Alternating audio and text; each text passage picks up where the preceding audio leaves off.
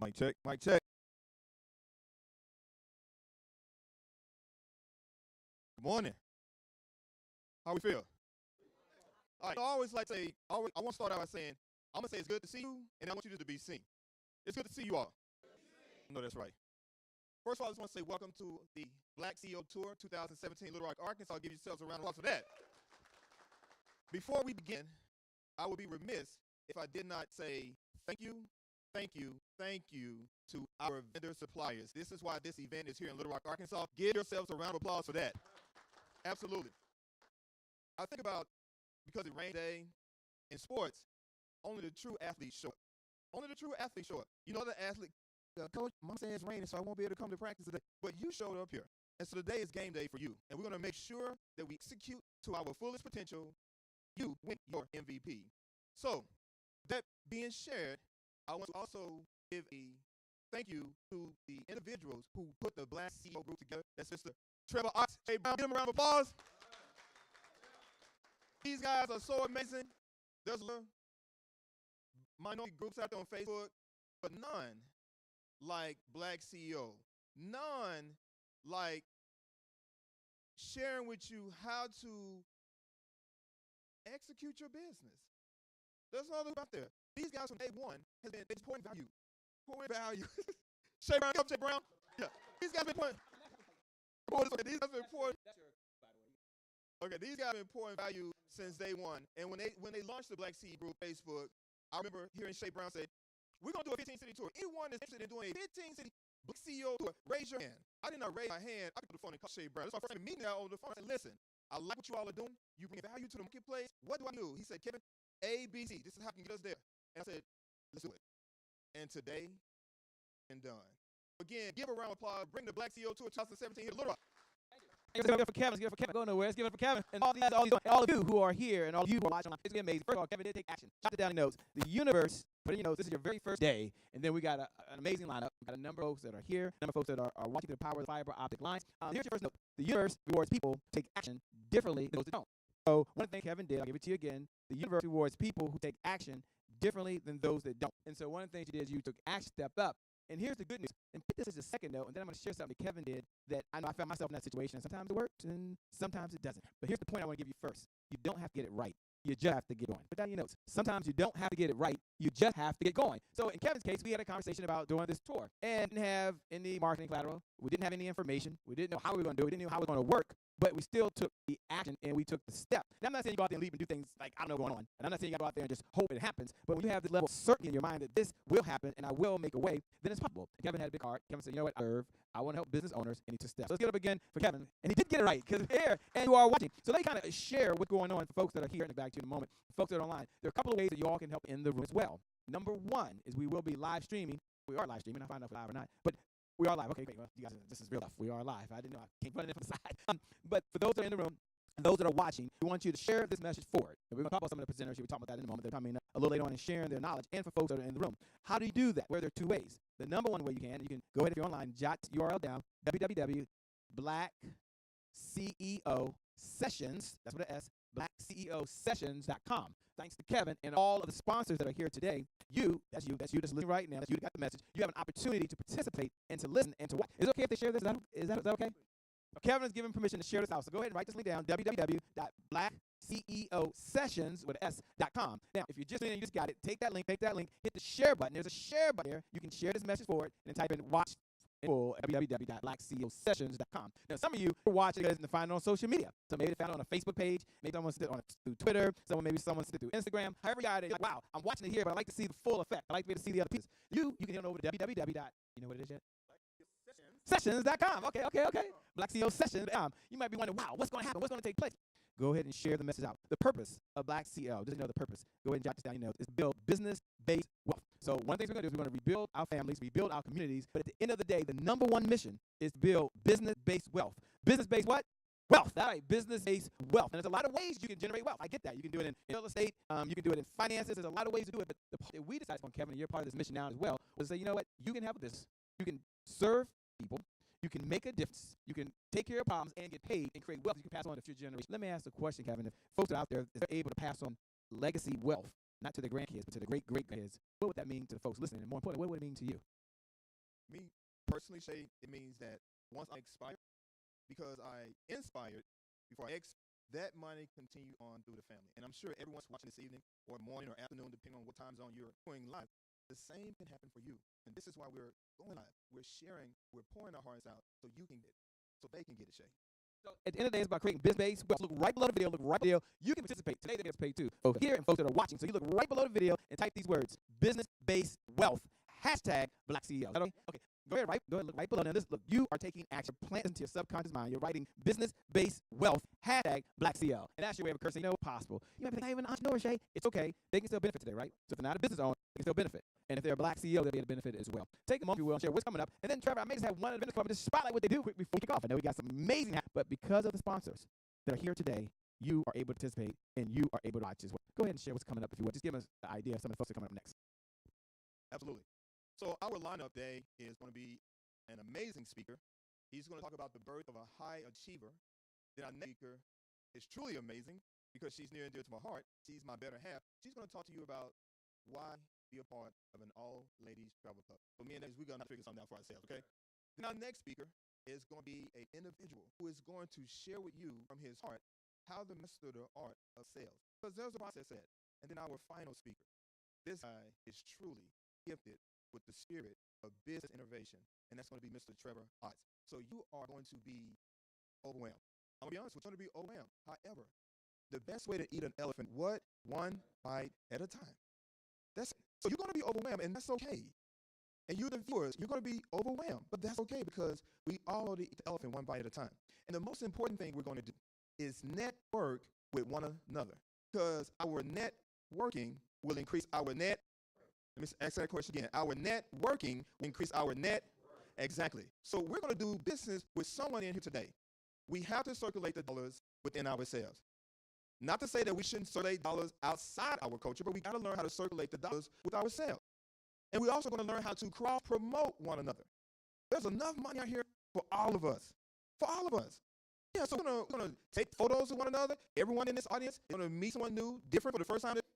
You're going to promote their business on your page. They're going to promote their business on your page. And this is how we reach different audiences. There's no more, I'm only doing my business on my page. No, we're going to work together as a team. As a matter of fact, raise your hand if you know that individuals win games, teams win championships. Raise your hand if you're aware of that. So when we work as a team, we can win a championship. But when we are working by ourselves, we'll simply win one game at a time. We'll never, ever get to that championship. So the first amazing, authentic speaker that I'm about to reveal to you, the audience, and to you, the viewers out there watching us in video land. This guy came to me several days ago, and he and I collaborated quickly. We didn't cooperate, we collaborated real quick. He said, Kevin, I can bring what I call work-life balance to people's lives. Because sometimes we can be high-strung on doing work, and then we are depleted in life. And I'll be the first to admit that. Okay? I'm the business in our marriage, and my wife is the relationship. But I have to come to terms and say she can't carry all that by herself. So I have to work. My wife say amen. You know, when you hit home to somebody, they go, or amen, or they say ouch. Okay, I'm going to say ouch, because I know it myself. But this guy's going to teach us these strategies. And notice I said strategies. I didn't say lessons, strategies, because with strategies, we implement the strategy. Am I right? So please give a warm round of applause to Mr. Orjinger Carr out of Memphis, Tennessee. All right. What's going on, brother? All right. Good morning. Good morning, good morning, good morning. I am so happy to be here because this is hometown for me. I am originally from Little Rock, and so I love the opportunity to get the chance just to be here and to be home. It's always good to be home. It's always good a chance to come home. And so I want to start today's talk off with you with a really serious question. And that very serious question is, have you ever bargained with God? When you bargain with God, you know you're in a bad spot in your life. You're like, God, please, things are going to be up. I'll do better. I promise if you get me out of this situation, I'll be all right. I promise if we just let me get just this one, if I can just pay this one bill, everything will be okay. If I can just get to this next step in my life, everything will be okay. So I can tell by the room, I know that y'all have bargained with God. Y'all aren't the only ones. I bargained with God. I'm going to tell you that the reason why I'm here is because of a bargain. I want to tell you, September 20th, 2007, this is what I look like. All right? So, Hot Springs, Arkansas. And the doctor had just told me that my blood sugar was 954. know anything about diabetes, you know that is 10 times what it's supposed to be. And I know I was diabetic. So I had all the signs, thirsty, everything is for that. When the hospital was like, and the doctor was like, you're a miracle. I can't even believe that you walked in here just now. And so you're looking at a miracle, number one. And so don't ever believe you've never seen a miracle in life because you see one standing. But understand at that point in time, I didn't feel like a miracle. I felt like that old for husband. I was laying there in the bed, and I was like, maybe this is the way it's supposed to be. Maybe I'm not in this world. Maybe I don't have anything to be able to commit and to be able to do in this world anymore. But understand, the moment that I started to bargain with God was the moment in my mom's eyes. Because understand, my mom was a woman. She came, my father was in hospital in Europe. I was in the hospital in Hot Springs. So when she walked in that room, I saw nothing but pain, sorrow, her eyes. And in order to be able to take first step in your life, the first thing you got to do is have something worth fighting for. And see, I didn't even understand. I didn't even know what anything worth fighting for at that point in time of my life. I was just laying there. And so she coming down my eyes. And I saw her. I said, God, if you get me out of this, if you get out of this moment, I'll do better. I'll be better. I'll be better in my life. Now, that's a wonderful story.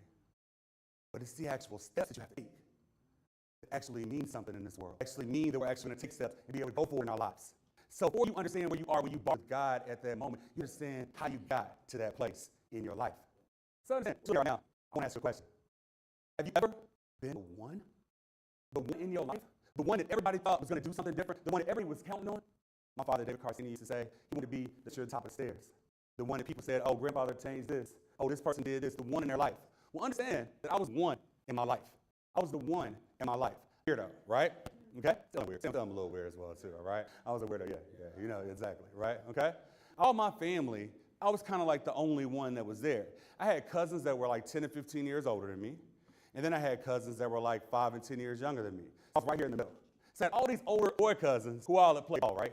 And so here I am, I'm growing up, I'm big, I'm getting bigger like that. So by the time I was 6 or 7 years old, my cousins always called me franchise, they called me. They said, you're going to be great, you're going to go play in the league, you're going to win. From that point on, what I found myself doing in life from that point forward was living for everybody else. Living for everybody else in my life. Living for everybody else, saying, I'm going to do this for them. So it was all about, I want to be able to create this for other people. And I forgot who a good car was. See, I'm a good car, I'm a driver. But I didn't even realize my purpose in life. And not knowing your purpose is just as bad as not knowing your name. So when you know who you are in this life, you need to remind yourself daily of who you are in this. So all of you, because you're here in the rain, you came here to get attention, point on, your last name is Hativer. Because that's who you are in this life, all right? Because you have to be, just like Kevin said, in order to come out in the rain, that means those are people who are really serious about what you're doing here today. For those who listen online, you got to be serious about what you're doing. So for me, I didn't even know who I was. I found myself living for everybody else. Still trying to play ball, still trying to make it. But then, one day, got hit in the side, tore my knee up. In football career, all right? Tore every ligament in my left knee, ended my football career, did everything that it was. And so my identity was tied up in that because I thought that's who I was. Because I didn't know what my purpose was. I didn't know what I was supposed to do in my life. I didn't realize it. So I'm just like a rudder, just out there, just floating whatever. And so to come for the food. And ultimately, that brought me to being 475 pounds. And so there I was, there, in the hospital room, tears going in my eyes. And you know what? It's already hard for it to be over. When I saw Mom, and I saw the pain that she was going through. And I found out that I was a part of causing that pain that was different in my life. And so when you know you have to do something different in your life, that's actually the easy part. The hard part is taking the steps. And so now we want to be able to figure out how we take the steps. So like Kevin said, today I'm going to give you some strategies on how it is that we can take those steps to be a high achiever in your life. The steps that allow me to lose over 150 pounds. The steps that allow me to go from bankruptcy to run a 6-figure business now, where I'm able to help people, where I travel across this country, working with people, telling them to be able to figure out how they can be and to be able to do those things. So I want you to understand that. So today I'm going to give you those secrets. And those secrets are in 3 C's. I want you to write 3 C's down for me. Those 3 C's are clarity, content, consistency. Clarity, content, consistency. Say it with me, clarity. Good. Content. Consistency. That's what I'm going to take you through today. This is with clarity, content, and consistency. So let's hear about the things that you want to achieve in your life. And the content of those dreams are things that you can actually accomplish or learn to accomplish. And you can be consistent in the energy that you bring to those things. You will be successful in life. You must first learn how to walk through those parts after you make that, so after the bargain is just the start. The bargain is just the beginning. Now, because a lot of us are bargain. You get out of this, and I promise you I ain't never gonna do that again. You know, hey, I'm college, and if I can, if I get over this hangover, I promise I'll never go again. Till 5 days later, or 3 or 4 days later, or whatever, as far as that, okay? So understand. So the bargain is just, you make the change in your life by actually understanding the steps of how we get there, all right? So first of all, let's talk about clarity in our lives. The thing I need you to understand is about oxygen. Oxygen is unbelievably important in your life. We don't realize that. So here's what I want you to do for a moment. Stand up for me. Everybody stand up for me. I want you to take a moment. I want you to take a deep breath. Let's take another one. Hold out. Have a seat. When we are having issues in our life, many times it is just a lack of oxygen that is going on in your life. We're stressing about bills. We are stressing about how you're going to build your business. We are stressing about how you're going to get to the next step in your life. We are stressing about your kids. What happens is that we start to lose oxygen. We're like, I gotta do this, and get that. And you start finding yourself stressing. The moment that you start to feel in your and it makes a huge difference in your life. It makes a huge difference in your life. What I want to do with you right now is a high-performing activity. A high-performing activity. I want you to think about right now where you are today, 2017. I want you to think about where you like to be on May the 20th, 2018. What is it you like to do? What is it you like to create? What is it you like to have in your family? What is it you like to be able to do? And then I want you to think about what would be 3 words that would describe who you would be if you accomplish those things on May the 20th. Here today, you're going to be a high achiever. And from this point forward, you understand your purpose is to be a high achiever in life. And so when we step out, that's the direction we're going. They're going to be high achievers. So I want you to think about it. What are 3 words that would describe you? Person, as a business owner, as a mother, as a father, as a son, whatever it is, the role that you are in your life. What are those 3 words that describe who that person is? I want you to write those things down. This is not interactive. Workshop. Today you are getting strategies. Today we're going to take you to be able to. So what are 3 words that would describe who it would be? What are those? Okay, you're not telling me out loud. You're going to write them down. So while you're writing those down, I want to share with you my 3 words. My 3 words are intentional, vibrant, and loving. Intentional, vibrant, and loving. I want to be intentional in everything I do. I want to be in everything I do. I want it to be on purpose. So if I don't do anything, I still want it to be intentional. That you do. I want to be vibrant. I spend a lot of time in front of rooms. This week, I've spoken from Kansas City to Chicago, then back to Memphis, and back here. Okay? So I want you to feel my energy in front of the room. Or when I'm talking to you, I want you to be able to feel my energy and know that I want to be loving. I want it to my family. I want to be loving to my clients. I want to be loving to people who I just met. Intentional, vibrant, and loving. Most of us have those lovely smartphones that we have that rob us of productivity. Because we spend a ton of time. Somebody on Facebook right now saying, well, this is boring. What we got going on? Or whatever as far as that, okay? All right? So understand, pull out the lovely smartphones. And here's what you do.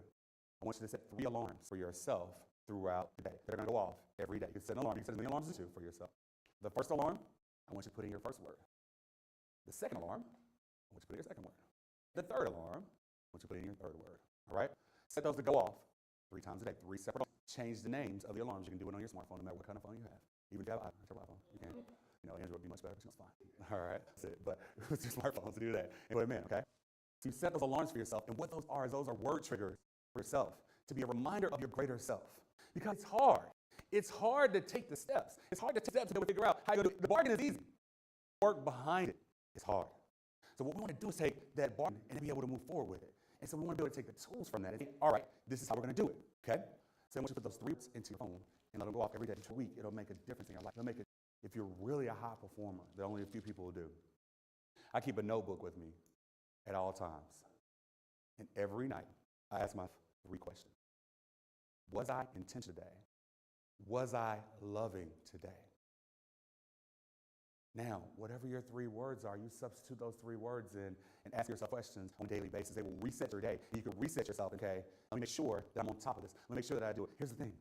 The answer is not always going to be yes. It's not. We're not always going to be perfect. But here's the thing. If you ask yourself that at the end of the day, you might have an opportunity to fix something that you did today. I might ask myself that at the end of the day, and I had a long day, and I had things were going on, and I wasn't loving to somebody who was on my team. And I'll send them a text or give them a call. Say, I was in the middle of something when you called me, and I'm sorry. Okay? Because if we can live to self, the clarity to live to our best self and what our goals are, then now we can take that to the next level within our lives. So I want us to be focused and be focused on what it is. Because if you can do just these things, this will make a major movement in your life.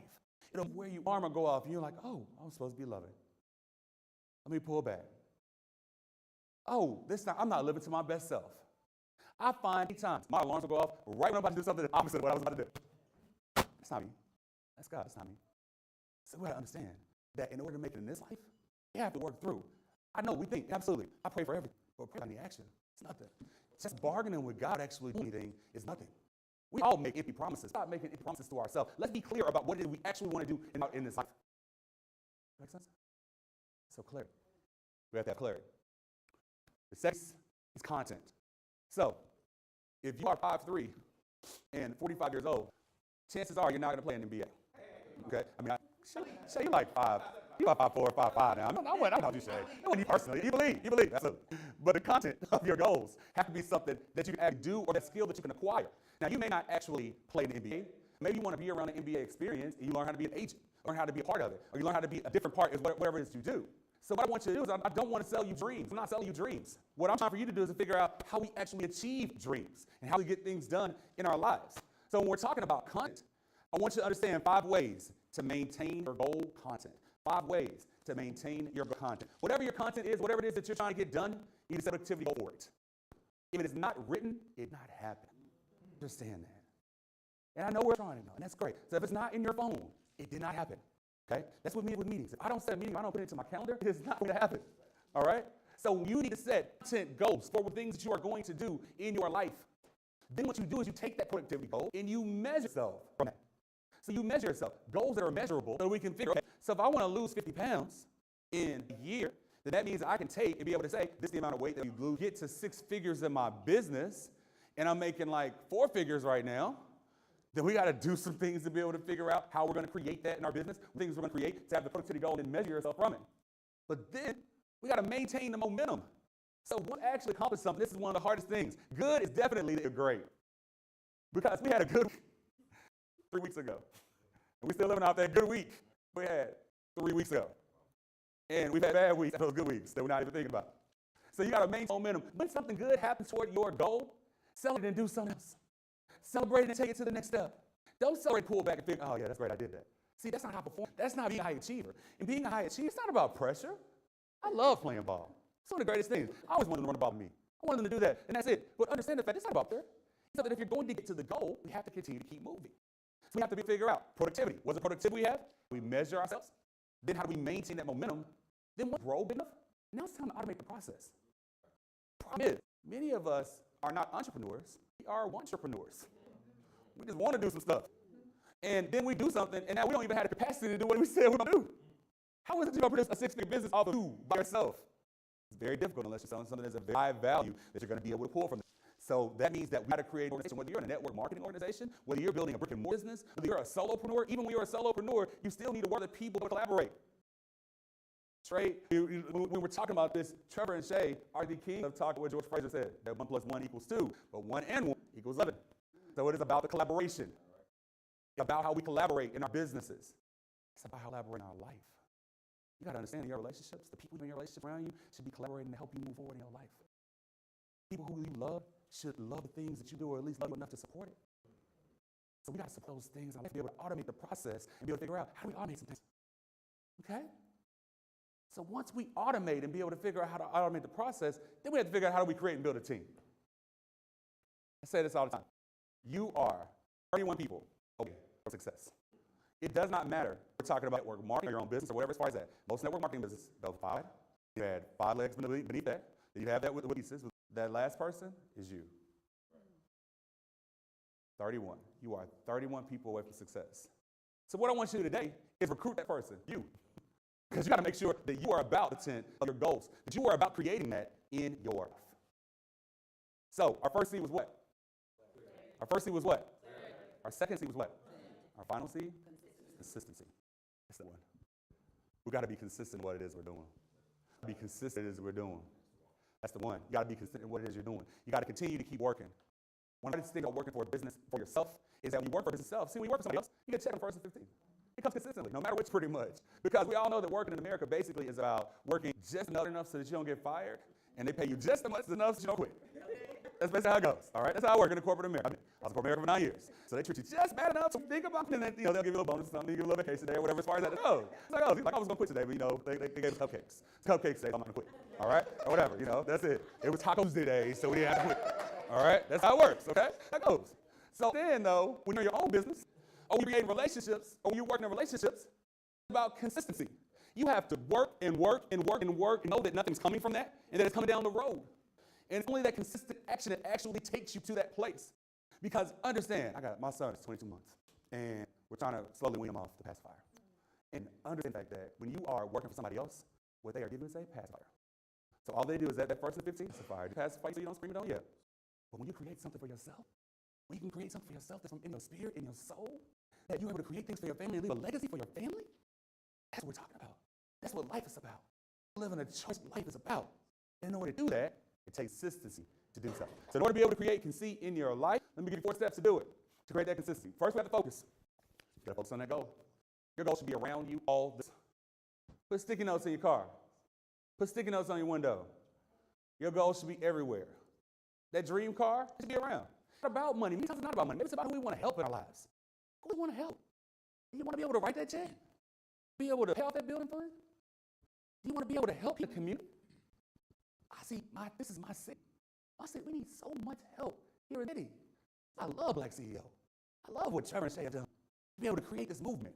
Because we have an opportunity to be able to create income so that we can help. Aren't you tired of feeling helpless in your life? So the way that you don't feel helpless in your life is by being consistent. We have to be consistent in what we're doing. And I'm preaching to myself just as much as I'm preaching to you. I'm not sitting here on high fact. It is all about consistency in doing. Then we got to assess. Sometimes you're doing some stuff that's not working.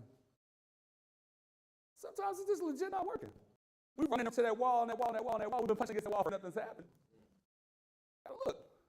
Maybe we're approaching the situation. Maybe it's what it is we're doing. But you got to adjust. So you make that little adjustment. Sometimes it's just that little tweak, and all of a sudden, things become easier. See, in athletics, the game slowing down. The game slows down. All of a sudden, it's like wide open for you. You can see exactly what you're supposed to do if you're in the zone, because you're in the zone.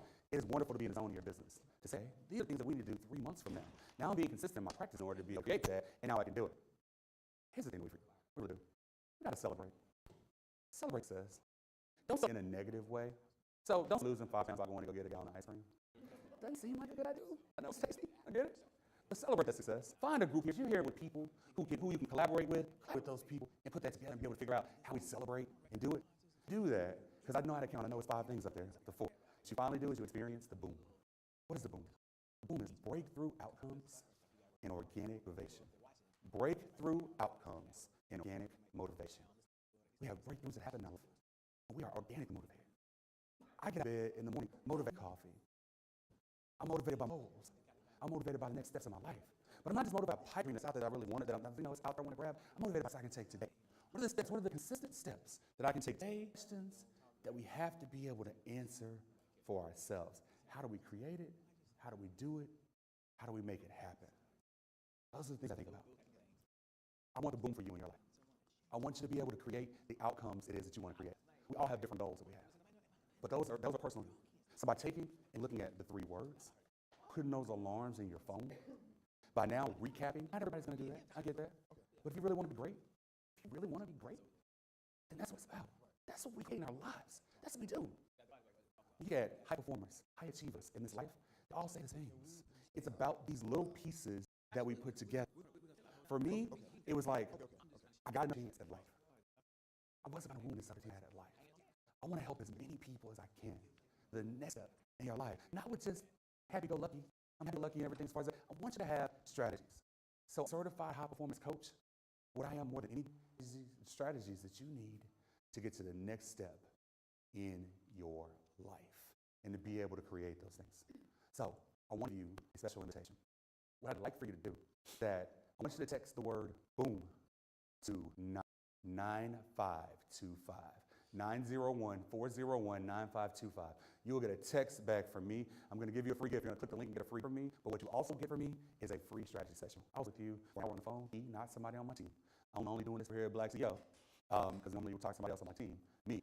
And we will talk about how we create that next for you in your life and in your business. So you text BOOM. Those of you online as well too. Text BOOM to 901 401 9525. 901 401 9525. Your free gift. And we'll set up a strategy session. We'll talk about how is it that we create this in your life? How can we take those next steps in your life? How can we wake up with breakthrough outcomes? Today in Memphis, Breakthrough Accelerator Boot Camp. It's going to be a full day of this. I got some tremendous people coming. Shay and Trevor will be back as well to Memphis. It's going to be an amazing day of training. And it was by invitation only, and this is actually closed. I am inviting you because you are here right now. BreakthroughAcceleratorBootCamp.com. Register immediately. We are actually sold out. But I want for you guys to be able to come because you're here. This is my hometown. And I want you to make a difference. And I'm only 10 hours of the road. And so it's good. Take that trip to Memphis. It's going to be an amazing day of training. I thank Kevin so much for it. We connected. We're going to do some major things together. We're going to do some major things together. I thank you guys for being here today on a rainy day. You know, you could have been anywhere else in the world, but you're here right now. My father, David Carr Sr., he used to say all the time, we were in a networking company. And he said, we are a family related by affinity, if not through consanguinity. We are a family related by affinity, if not through consanguinity. What that meant is that we might not have the same blood flowing through our veins, but we are related by the love of what it is we do. I love entrepreneurs. I love people who want to do more in life. You are people. And so I will do anything that I can to be able to help you. I thank you guys so much for being here today. Thank you. Give it up. Give it up. Right. Jing, I have some questions for you, my brother, before you leave. Sorry. First of all, those of you that are watching online, I know that you may be experiencing some buffering or some challenges. Guys, just work through it. Here's what I want you to do. Once again, depending on time zone you're in, just eat the bagel as you watch this broadcast. Eat those biscuits as you watch this broadcast. Just stay busy, but stay on here, everyone, because I'm telling you, you may miss something that could be meaningful for you. Now, or you know, when you called me that day, I was like 5'6". And I said, you know, because I always feel good when I meet somebody, you overshot me, man. I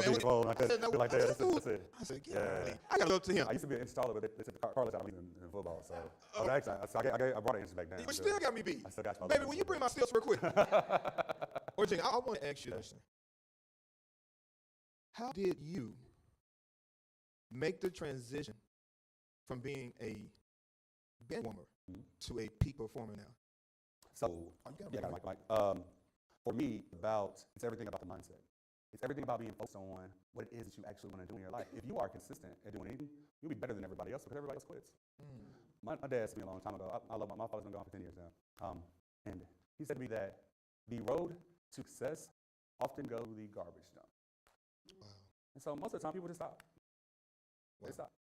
You are so good at pronunciating and enunciating your words. And that's one of the things that I'm strongly continuing to work on being in Toastmaster. Now, you mentioned guys gave you a word. It was, what was consequentially? Consequentially. Okay. My dad, from the time that I was 5 years old, gave me a word of the day every day. And so that is all him. Now, I was a Toastmaster as well, too. I went to the semifinals of the International Speech Test in 2010. And so, but I mean, he gave me a word of the day every day. So I was a weird kid that was around talking about I'm famished instead of I'm hungry. That's how I was big, okay. You know what I'm saying? I mean, if I would have looked, I would have beat up a lot. I was a nerd. Yeah. I was a nerd. Claim that. That's good. Man, we appreciate you bringing that high Absolutely. level achievement. Yeah. Guys, tune in once again. Again, and we're going to stay. But here's what we're going to do. How many of you all, no, not how many, raise your hand if you love energy. Raise your hand. So here's what we are going to do. For the next 5 to 7 minutes, and those of you that are viewing online, you're going to be able to you're going to network. For those of you who are online, you're going to do the same thing because there are people online that are watching that don't even know who you are, but you do. So we're going to take 5 to 7 minutes to network. So I want you to meet someone in person. I want you to meet someone online and say hello to that person, ask them what do they do, and then they're going to ask you what do you do, and then we're going to switch. Let's go. Energy, move it. Let's go. 5 to 7 minutes. And I want to see photos taken of each person that you interact with. Now, for those that are on video, you're going to send that person a friend request because you just met someone new for the first time. And again, this is how we have to promote, cross-promote, build relationships. Up. Yeah, we don't, no. We don't sit down in here. We actually stand up, move around. Line, viewing this, I want you for the next 5 to 7 minutes to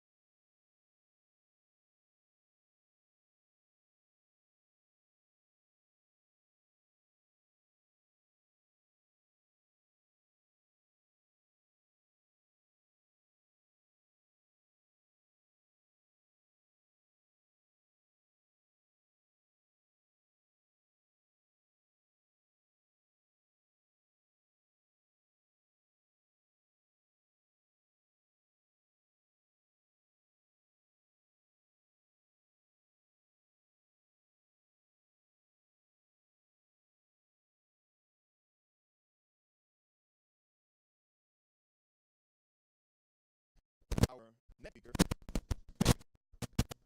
Mic check. Before we go on to our next speaker, what we're going to do this moment is highlight two sponsors, and without the entire event, we're going to highlight vendor sponsors. So what that means is you're going to have the opportunity to come up and snatch this mic, and you're going to speak about your business and why you decided to do your business. Now, I'm going to interview action questions. You just got to respond, okay? So those of you that may have never spoken before, it's okay. You got to start somewhere, right? Yes, Jasmine is live. Now, Jasmine, you know we're live since we got started. So again, and for the viewing audience out there, what we ask for you to do is to support them as they share with you why they decided to start their particular entrepreneur business. The first person I want to call up and highlight is the person who transformed this room, because before you saw it the way it looks now, seeing it as it is now was nothing like it was yesterday. And that's why people come in here, or they was coming in here earlier this morning saying, am I in the right room? So give a warm round of applause for our first vendor sponsor, Ms. Sharon Fields Johnson. Give her a warm round of applause. Right here, Ms. Sharon. Now, everyone will agree that this room looked amazing. Yes. Would you also agree that she would be the go-to person for your next event planning? Guys, I know you definitely need her, right? Because if it was just if it was us men and putting this together, it would be a hot mess in here. Okay? I mean, nothing would change. So, Sharon, if you would, just share with the viewers and share with the audience in here, what was your inspiration of becoming an event planner? Well, I decided I was going to have a party, and I decided it was going to be something fabulous. So, I found my venue, and Ronnie Moody on Milestone Event Center. So she helped me, and we got things started. Then you have to get on the internet and look at stuff, and you like, oh, like this, and you're getting around searching and comparing prices. And it's like, oh, well, I really like this. I can do this. I so decided maybe this is what I'm going to do when I retire from the VA. And I just love it. I love meeting people. So this would take me from the hospital setting out into the public and still meet people and just have fun and continuing my cash flow in my retirement and bringing beauty. And, you can have a nice party and you don't have to pay a lot, but you do have to pay now, guys. You got to keep the lights on. You got my money. Right. You got to keep the lights on and this fabulous material flowing. And, you can do it reasonably. So everybody can have a good time and be queen or king that they are. So let me ask you this question. How can people find your face? I know you're on Facebook, so what name would they look up to see your friend request so they can learn about what you do? Whatever they want. Well, you can either go to my personal page, Sharon Fields Johnson. Yeah, I'm a hyphen, guys.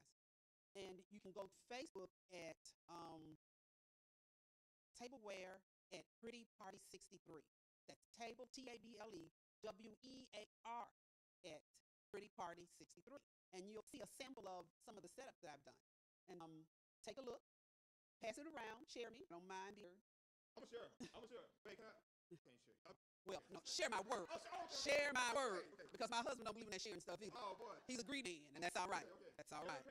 Share the page. Ladies, you already know the share the page. Okay. Sharon, how can they contact you? Is there an email address? Is there a direct line that they can call you? Let us know how we can do that. Well, you can call me. That's 501-410-0309. Or you can leave me an email message at tablewares, TABLEWEARS @gmail.com. Now, I work nights, so if I don't get back to you during the day, I'm procked out. But leave a message. If I hear it, I'll answer it. If not, as soon as I come out of my coma, I'll give you a call. Or, like I said, go to Tableware or on Facebook, mess me. And I'll get back to you as soon as I can, and we can get some stuff going.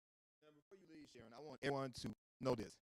The day that I made an announcement that I was looking for an event planner for this event, somehow Sharon got the message, and she actually contacted me. And she said, "Listen, you're looking for an event planner. What does it take for me to showcase what I do and be a part of the BlackCEO tour?" And I said, "Sharon, I'm also interviewing some other event planners, and it's on a first-come, first-served basis. And, this is the amount to become a sponsor. So just let me know when you're ready, and just give me a call back." She said, "Son, I didn't tell you to hang up."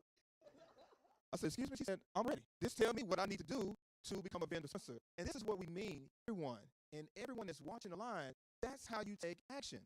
She didn't meditate. She didn't pray about it. She just simply took action. And this is the result of her fruit of her labor. And this is why I say, you want to start doing business with, number one, people who take what? Right, not, well, let me get back to it. Do business with people who take action. So, Sharon, because you took action, and everyone is watching this online, and all of the people in here, who do you think is going to be the go-to person for their next event? I hope tableware will be your choice for your next party. She don't even have to hope. It's Miss Sharon Fields Johnson. Get that, okay? Give her a round of applause, guys. So I'm going to highlight another vendor sponsor, and then we'll continue on with the BlackCEO Tour Live, and then we'll get to our next speaker. So the next vendor sponsor I want to highlight, and I love sharing people's stories because it's the story that gives that person power. And so this person also contacted me and said, Kevin, I understand you are hosting a BlackCEO tour in Little Rock. I said, yes, I am. She says, well, I do catering. And I said, well, let me share something with you. Where we're going to be doing the event, they do not a food, but I know your primary talent, and I know it's needed. She says, so Kevin, what do I need to do? I said, here's what it takes to become a vendor sponsor, and it's on a first come, first served basis. She said, can you come by and pick up the event so I can be a vendor sponsor? When I tell you that this person did whatever it takes for her to be here today, see, those are the stories that I love to hear, because sometimes you have to sacrifice some things in order to get to the place you really need to be, so you no longer have to sacrifice. So the next person I'm going to introduce to the audience in here and to the viewers online is none other than Master Massage Therapist Lucinda Bailey. Come on up here. Give her a round of applause. Her story is incredible. So Lucinda, if you will come right here. Come up here. And I'm going to ask you a question. I'm going to give Mike and you this. What was your inspiration to become a master massage therapist? And I say master because you've been in the game a lot. And once you share that story with us, share with our audience. I find you. I know when we heard this automatically. You're right. So you're to your sense of here. Even something that share that you know there is.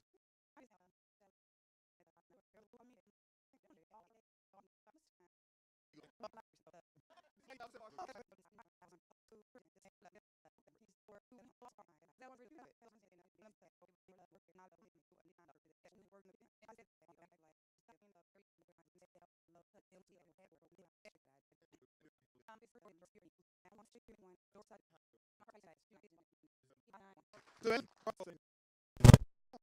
people start on the I think you know what the reason is. I don't know how to say but people so that's it. We are going to encourage me. But people don't hurt people other people won't change ever the time place. You're the song this is why are you feeling?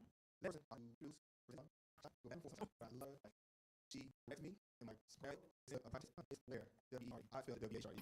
You need someone on your team. See, sometimes we can't see the picture, we sit in the frame. But when you have someone on your team and see what you are unable to see, that's powerful. That's priceless. And this person means so much to me. She really does.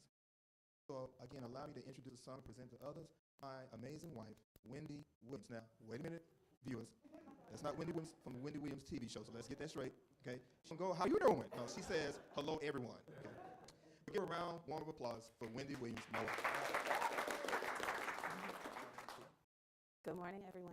I can't say how you doing. Not quite like Wendy Williams. But I'm Wendy Williams. I am the founder of Ladies and Luggage Travel Club. We are an all-ladies travel club. We're made up of empty nesters, ladies who want to travel but don't have anyone to travel with, or for me, more importantly, the ladies who have lost themselves in being a wife, mother, and a daughter. My mother suffered a stroke and a heart attack over 3 years ago, and I became her primary caregiver. In a period of time, that became very mentally overwhelming for me. Not that she's a burden by any. And how many ladies in here would agree that we tend to be nurturers by nature? We take care of the needs of other women before our own, and sometimes we do it unconsciously. We're unaware that just in us is just by nature. And so I began to think of just how short life is when life happened to us, because life happens to us and we're not aware all the time that it's actually happening. After a stroke and a heart attack, it reminded me how short life that I have not had the opportunity to do. And travel is one of those things.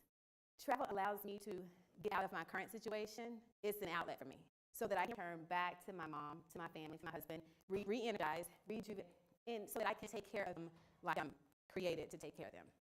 So how many of you ladies in here have your passports?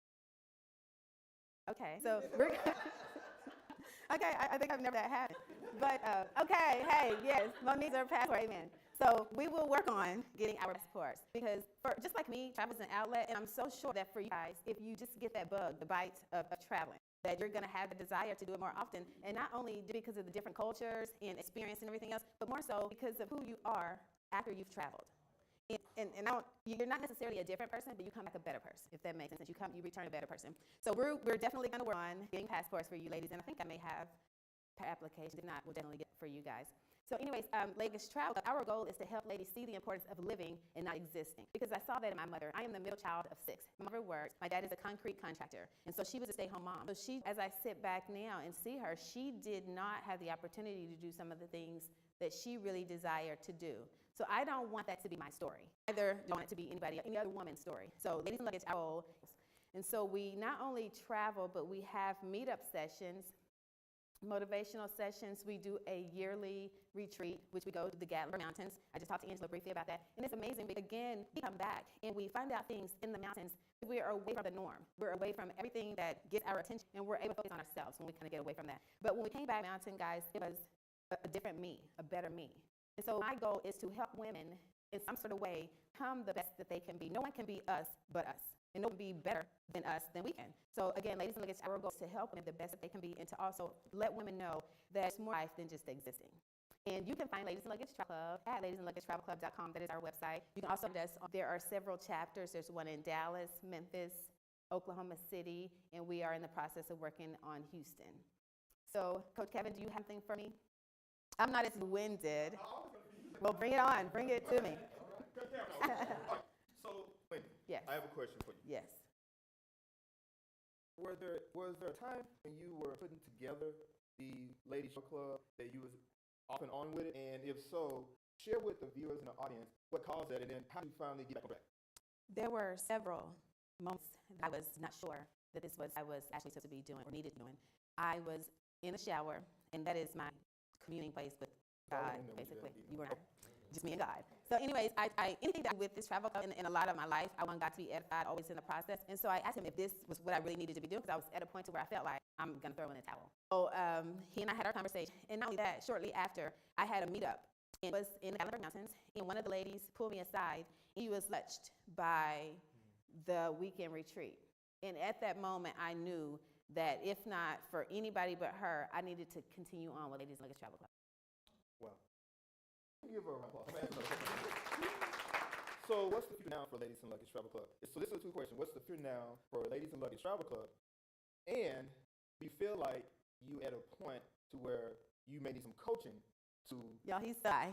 to possibly scale the business up? Most definitely. The next step for Ladies and Luggage Travel Club is limits. We are definitely growing. However, I do feel like we have come to a point to where we've done all we can do. And there does need to be mentoring, coaching, because any of us, if we're transparent, if we're honest, we can only take our business far before we need to bring in that extra push. And so that's where we are with Ladies and Luggage Travel Club. Not only that, we are, and I say we, but mostly me, is behind Ladies and Luggage Travel Club seeking, because we are expanding. So we're seeking photographers. So whenever we are at events or whatever, I can always have someone on the team that's a photographer, a chef, event planner, coordinator. Yeah, right. Yeah. So we're always seeking and looking for other people, and we'll say that I don't want somebody just come in, with 1 foot in, 1 foot out. I want you, and I know you're going to share passion like I do. However, I do want you to be genuine about coming forward. I'm to be here to be that, but I want you to share the same passion and the goal that I do, and that is for women to be the best that we can be. Wendy, there are some ways that people can find your business. So if you would share with the viewing audience, the general audience, the ways that they can find you. Facebook page, Yes. website, contact number, email address, all those things. You can find us on Facebook, Ladies and Luggage Travel Club, and you can find us on meetup.com. There's 3, Oklahoma, Dallas, and Memphis. Either one you want to join is fine. And on those pages, I'm glad you said, on those meetup pages, we have all of our events, So that's really important to stay in the know with Ladies and Luggage Travel Club. So that's Facebook, meetup.com. Which website? Right, is www.ladiesandluggagetravelclub.com. And our email address is ladiesandluggagetravelclub1515.com. Okay, last question.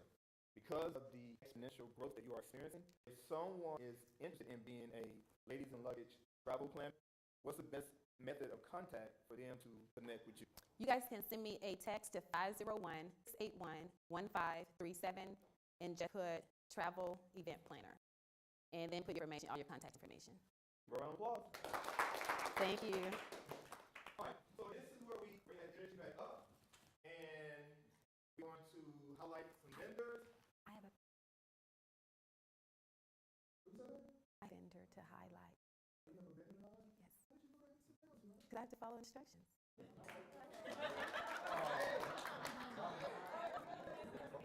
Wendy, up to the front. Give us a hand, everyone. to highlight, her name is Lolita Smith, and Lolita, you're watching. She is sick. She invested in being a vendor sponsor. However, she got sick, and so I'm going to highlight her. When Lolita Smith graduated from college, she was determined to back to Dallas, Texas, and work in the computer field as a computer technologist.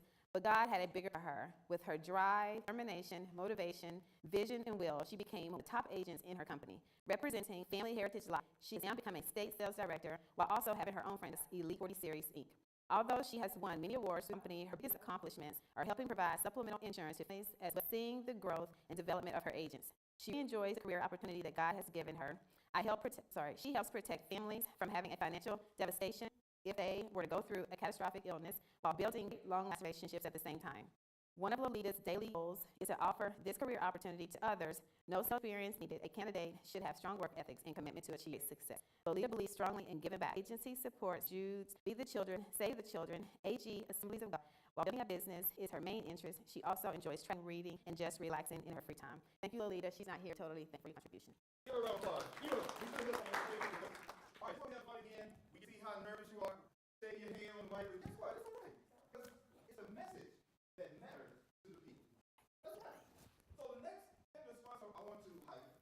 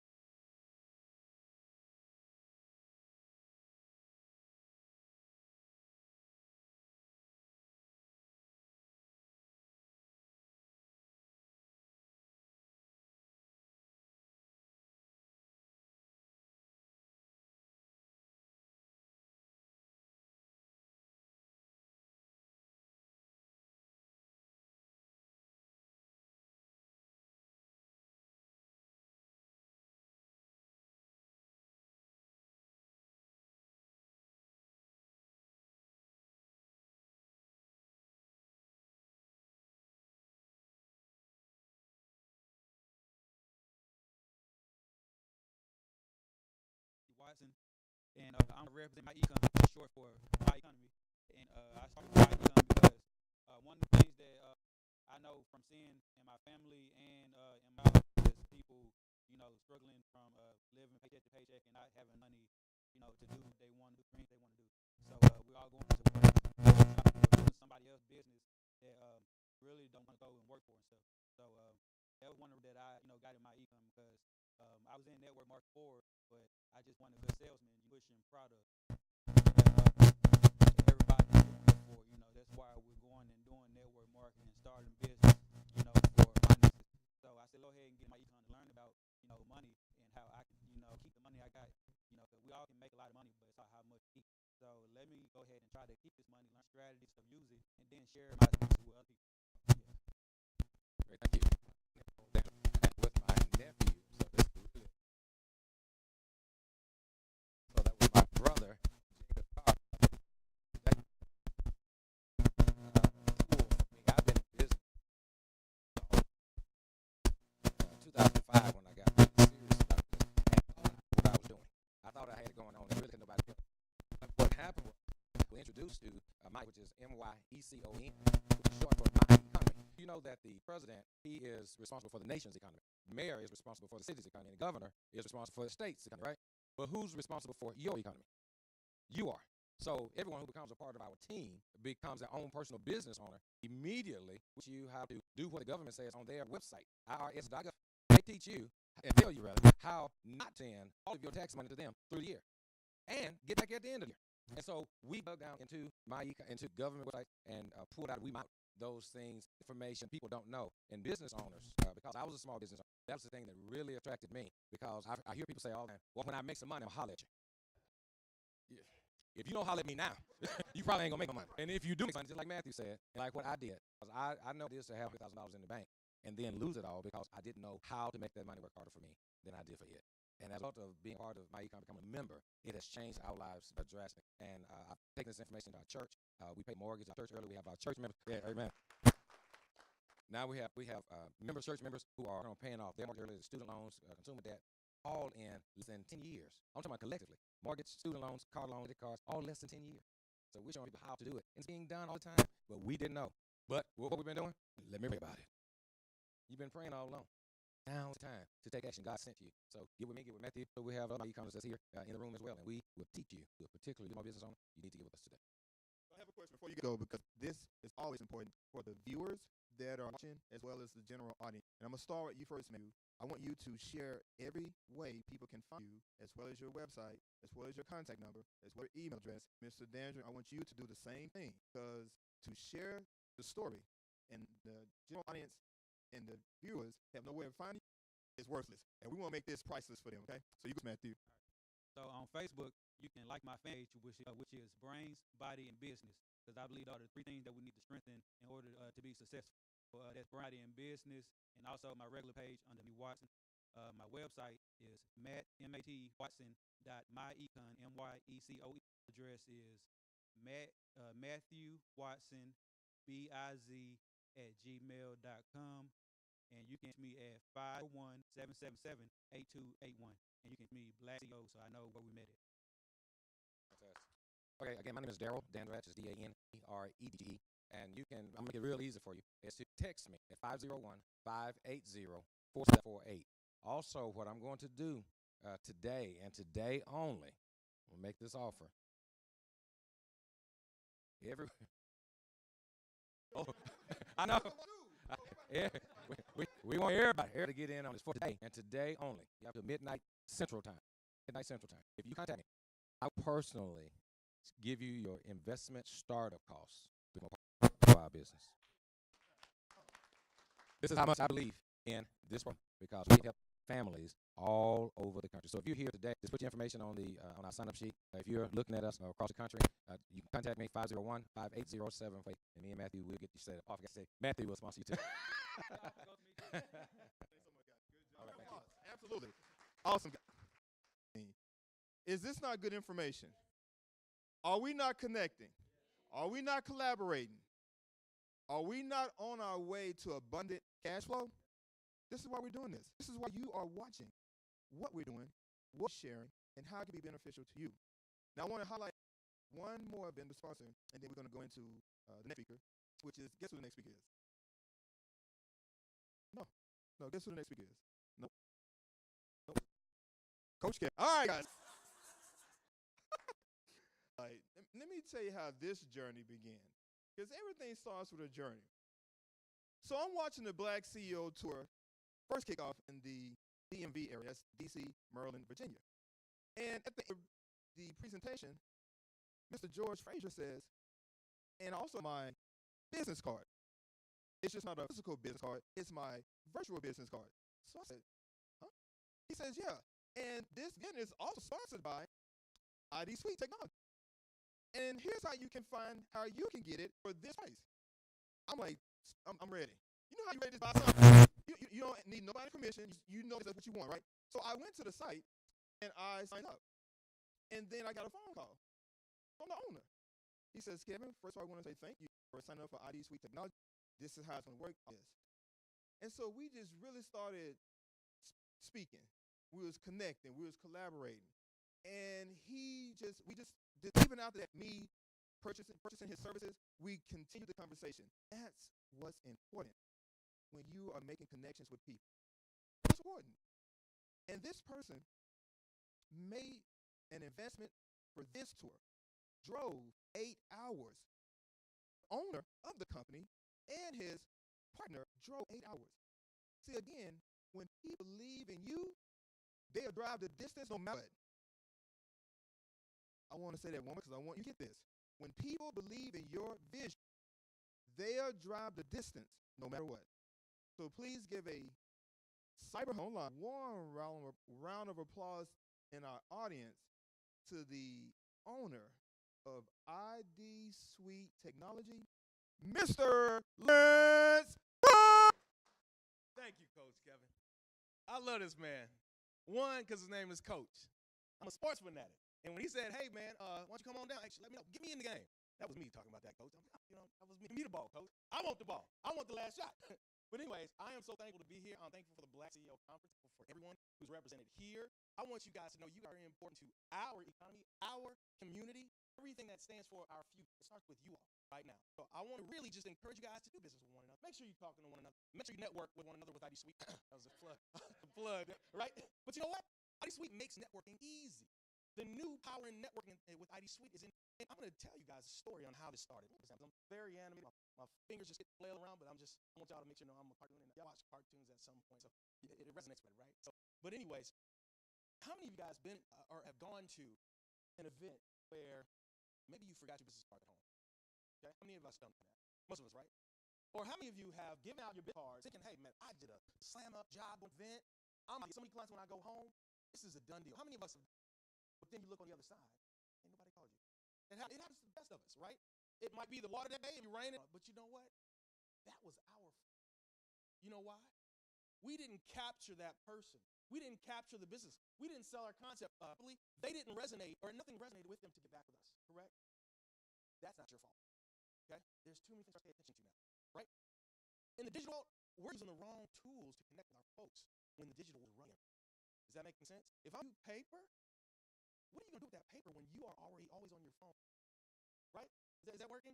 Like, look, if I need solar power, why am I staying inside? If my watch is solar powered and then I'm inside, I'm trying to look at the time, my time's not going to be on my watch, right? I'm going to tell you a backstory of what ID Suite does so I can really roll this out for you, or how it came about. I paid a good bit of money to go to them. High art event's going to meet $400. Okay? I needed some compliance paperwork to be sent back to me.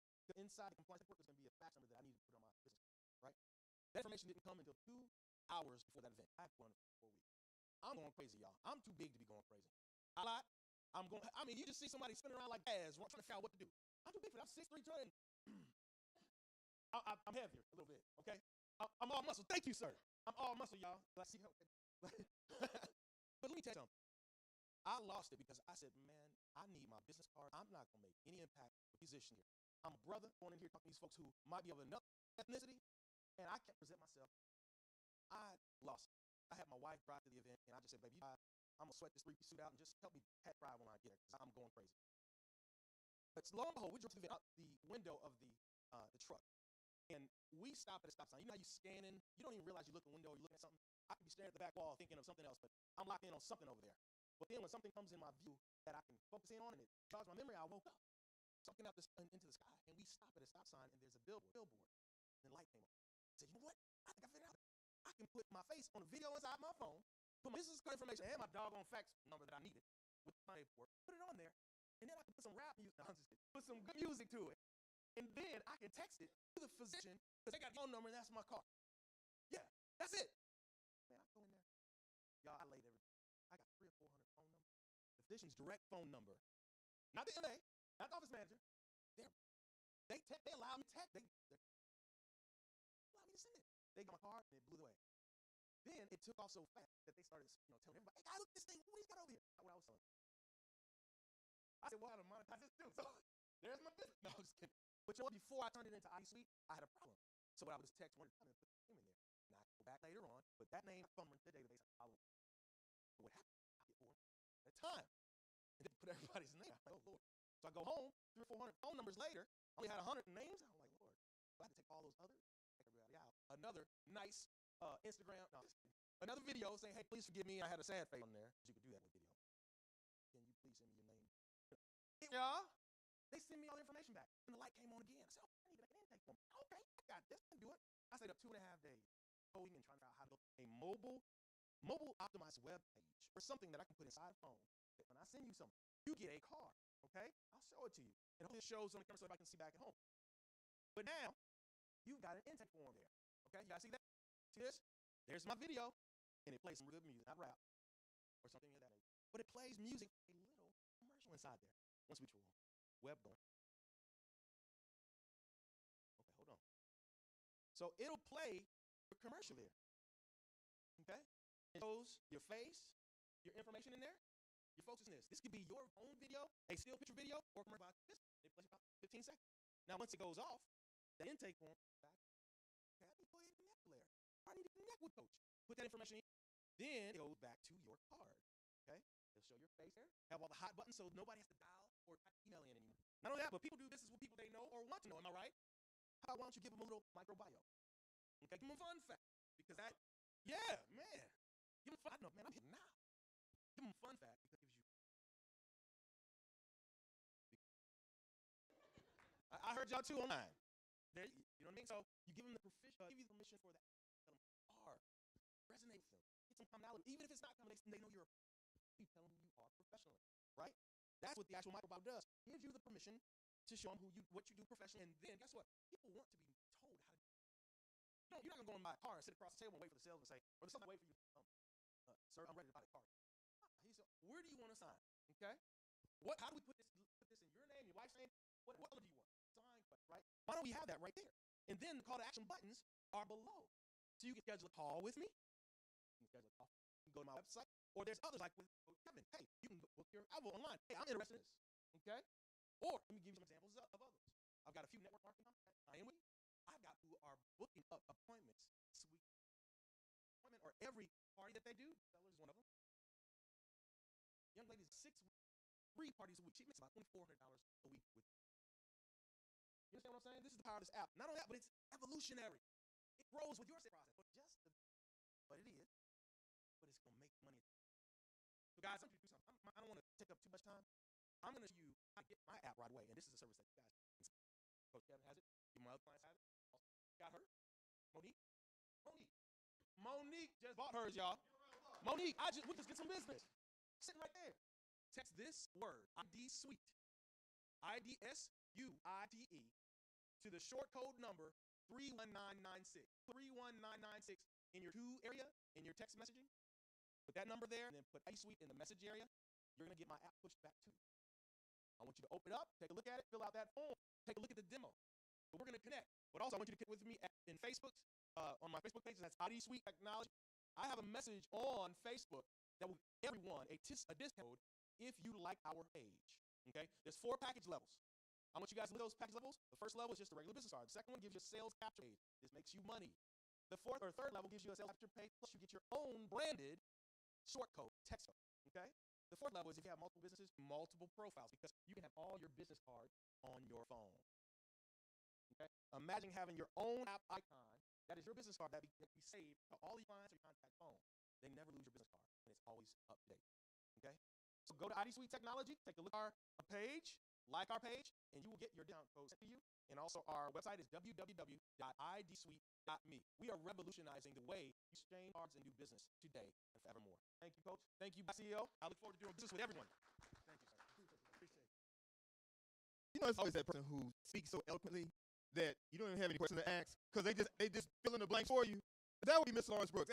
Mr. Lawrence Brooks is also part of a private Facebook group I have, which is called Skin Make Millions Speakerpreneurs. And in this group, we all have an assignment every week, right, Clancy? Is to take action on speaking. And we all critique the person who does the video on speaking, because one of the things you're going to have to come to terms with is that you're going to have to communicate with people. You cannot, our younger kids would, we can't do that. You cannot hide behind Messenger. You cannot hide behind a text message. You cannot hide behind an email. Wait a minute, yes you can. You just not get the results that you're looking for.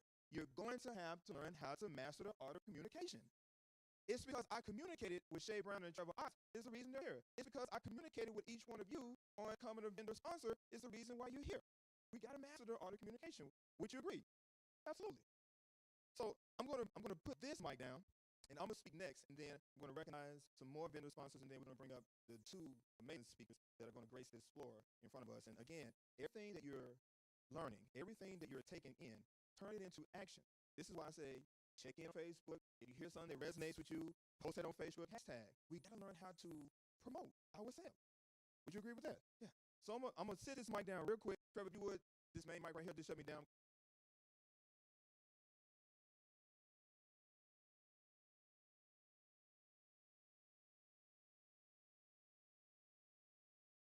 Here's what I want to share with you from a coaching standpoint. We all can agree that sports can be transferred into business, right?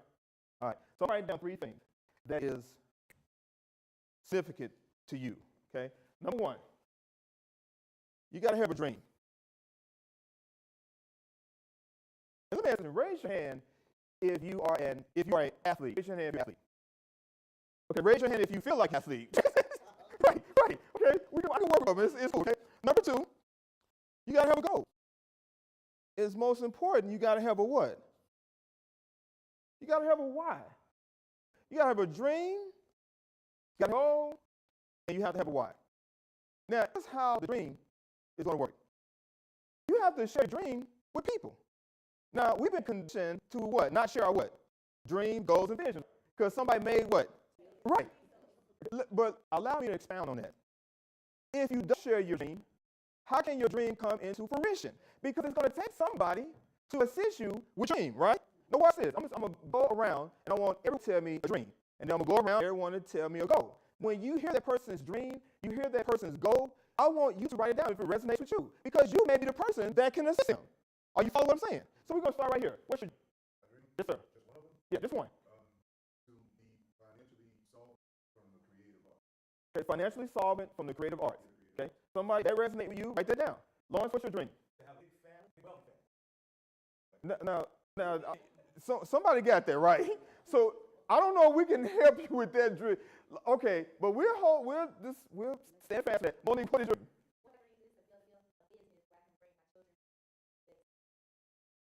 Good, all right. What about you? Okay, but then one thing that's on your project list to finish. Okay, all right, maybe let's shoot. Terry, what's your dream? Okay, Matthew? Okay, Lucinda?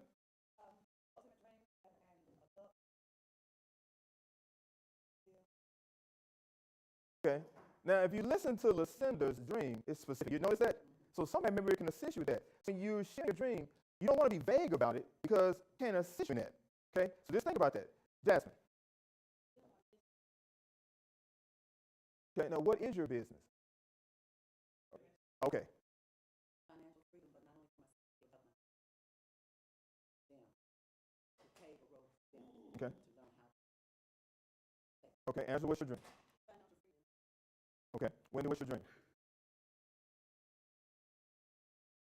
Okay, if you listen, two dreams were specific. It may have been, I could have heard in that, but I heard two specific dreams. What you're learning in there is that you got to get specific with what you want. You ever heard someone say, I just like helping people? Okay, but what does it look like? How can we monetize that? We got to learn how to get specific. Am I making sense? Classy, what about you?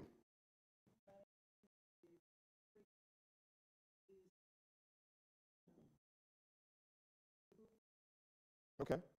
What about you, Martina?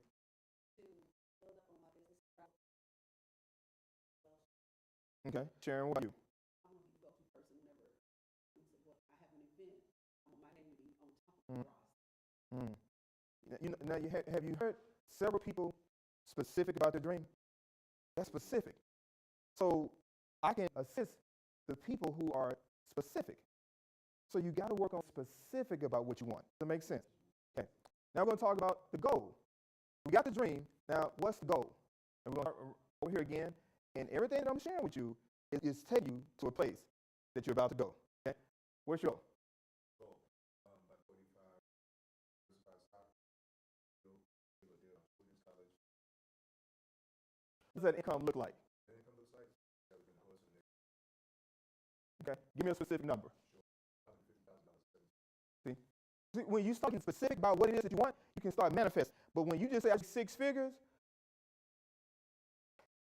hell, I can just write that right there, right? Now, just because I write it doesn't mean it's going to happen. No, because I didn't get what? See, am I making sense? Lawrence, what about you? My goal is within the next 3 years, we have ID Suite Go-To product for exponential growth for every business where my personal income probably $30 million a year to inject into my family's plate. Now, have began to assist you with that goal? Yes, Who? I got several advisors. Well, no, what about your clients? Oh, no, yes, my clients. Who's for him to make, in order for the $30 million to manifest, right, it's going to take some people, right, that need to be his clients. Am I right? Yeah. Bonnie, what's your goal? In the next years, I want to have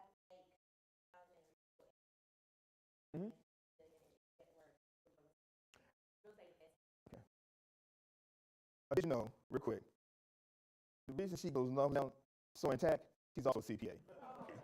Just to know, you got a CPA in here. That's I applaud her real quick. What about you? What's your goal?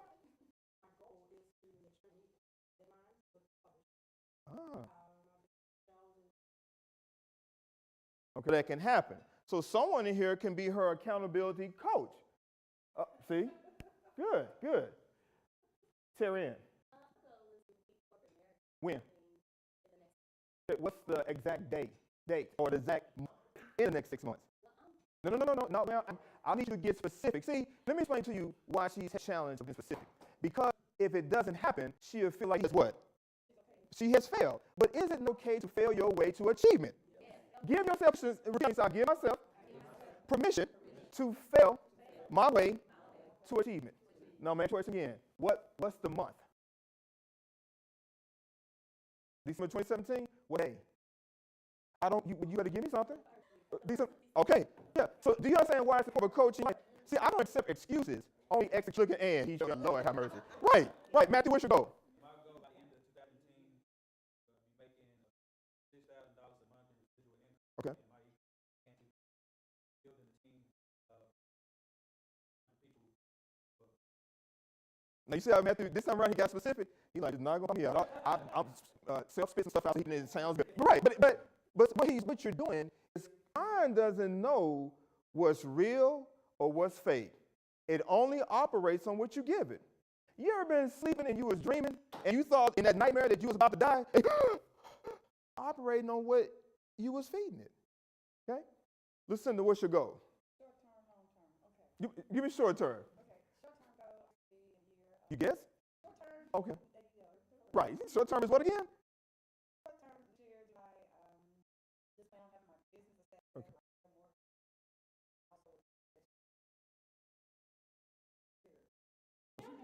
What's your goal, Jasmine?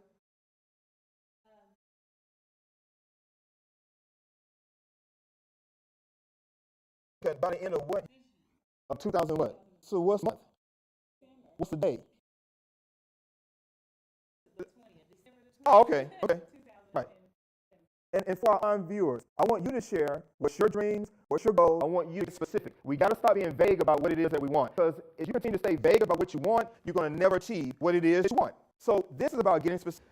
And go ahead. What's your goal? My goal is by December 25th, making $3,000. I also want to have 100. Good. And look, yeah, you know what? Let's celebrate each other's goals too. Because if you can't celebrate others, why should others celebrate you? All right, so where's your goal? My goal is I want to have my credit and my finances in order so that I can realize on helping others. That's good. Wendy, you know you better come right.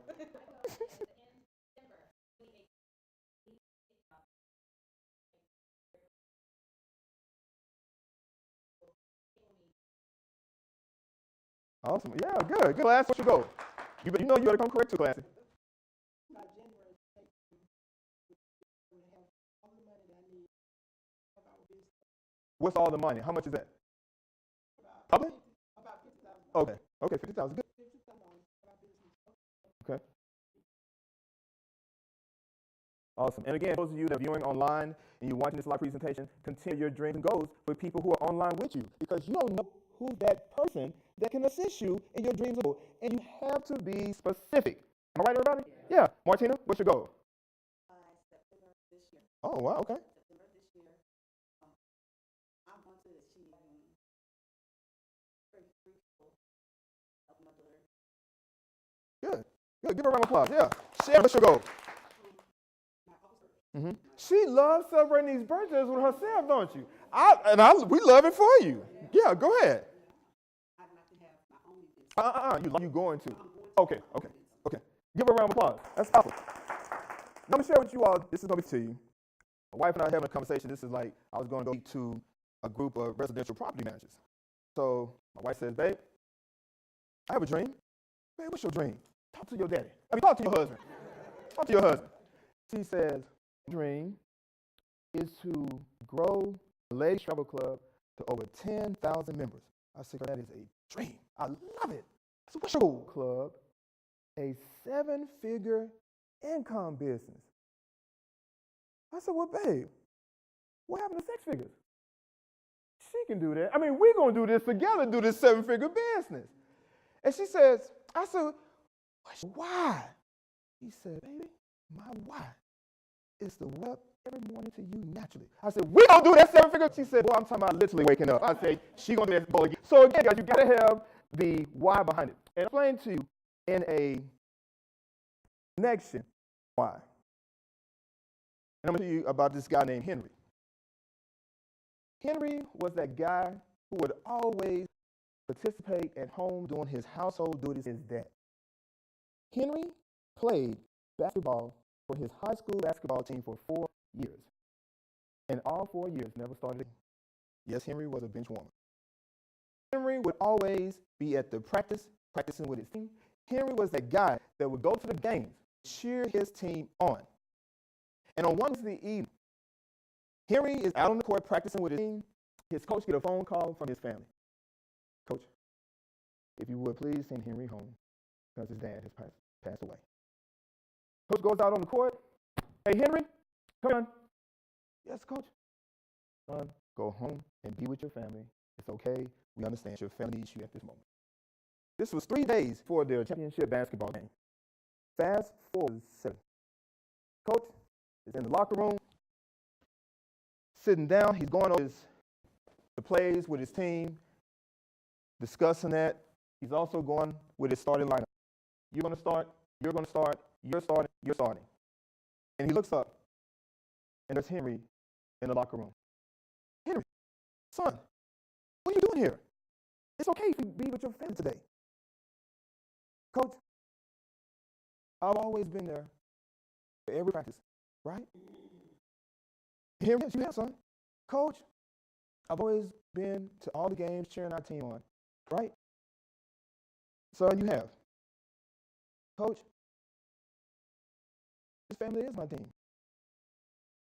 And I have one request, Coach. Go ahead, Henry. Coach, let me start this championship game. Son, I know they got another request you can ask me to do. You talking about the championship game, Henry? You know what? Henry, I don't know why I'm going to do this, but I'm going to let you start this game. But if you make one mistake, Henry, just one mistake, not only am I going to take you out of the game, son, you are off the team. See, today, Henry, knowing to score not 20 points, and I got my mic off, right? It's on the t-shirt, okay. Not 30 points, he scored 40 points. But the game is tied at 68-68. 3 seconds on the shot. The ball is inbounds to Henry behind the three-point line. Henry grabs the ball, shoots! Swoosh. Wins the game. The coach, the team, they run out to the court, grab Henry, they lift him in the air, and Henry, you all say with me, Henry, back to the locker room. Henry, literally, is out of breath, in a corner, bent down like this, catching his breath. Coach looks up. Here, come here, son. Yes, sir, Coach. Henry, you never showed me this type of talent, son. Why?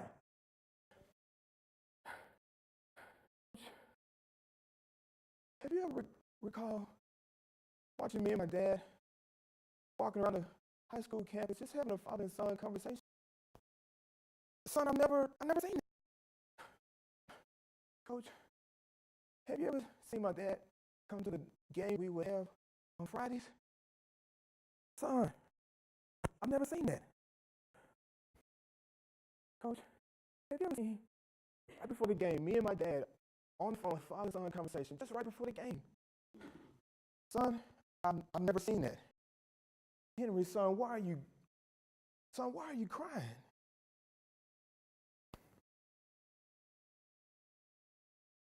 Because, Coach, I don't know if you knew it or not, but my dad was blind, and the day was afraid he got to see me play. John Wooden, former UCLA basketball coach, said, it's not someone who starts the game, but who finishes it. To my black CEOs, to my black entrepreneurs, to my aspiring entrepreneurs, and to my black CEOs who are viewing this live presentation, and to my black entrepreneurs, and to my black aspiring entrepreneurs who are online, what's your why that'll take you from bench warmer to peak performer?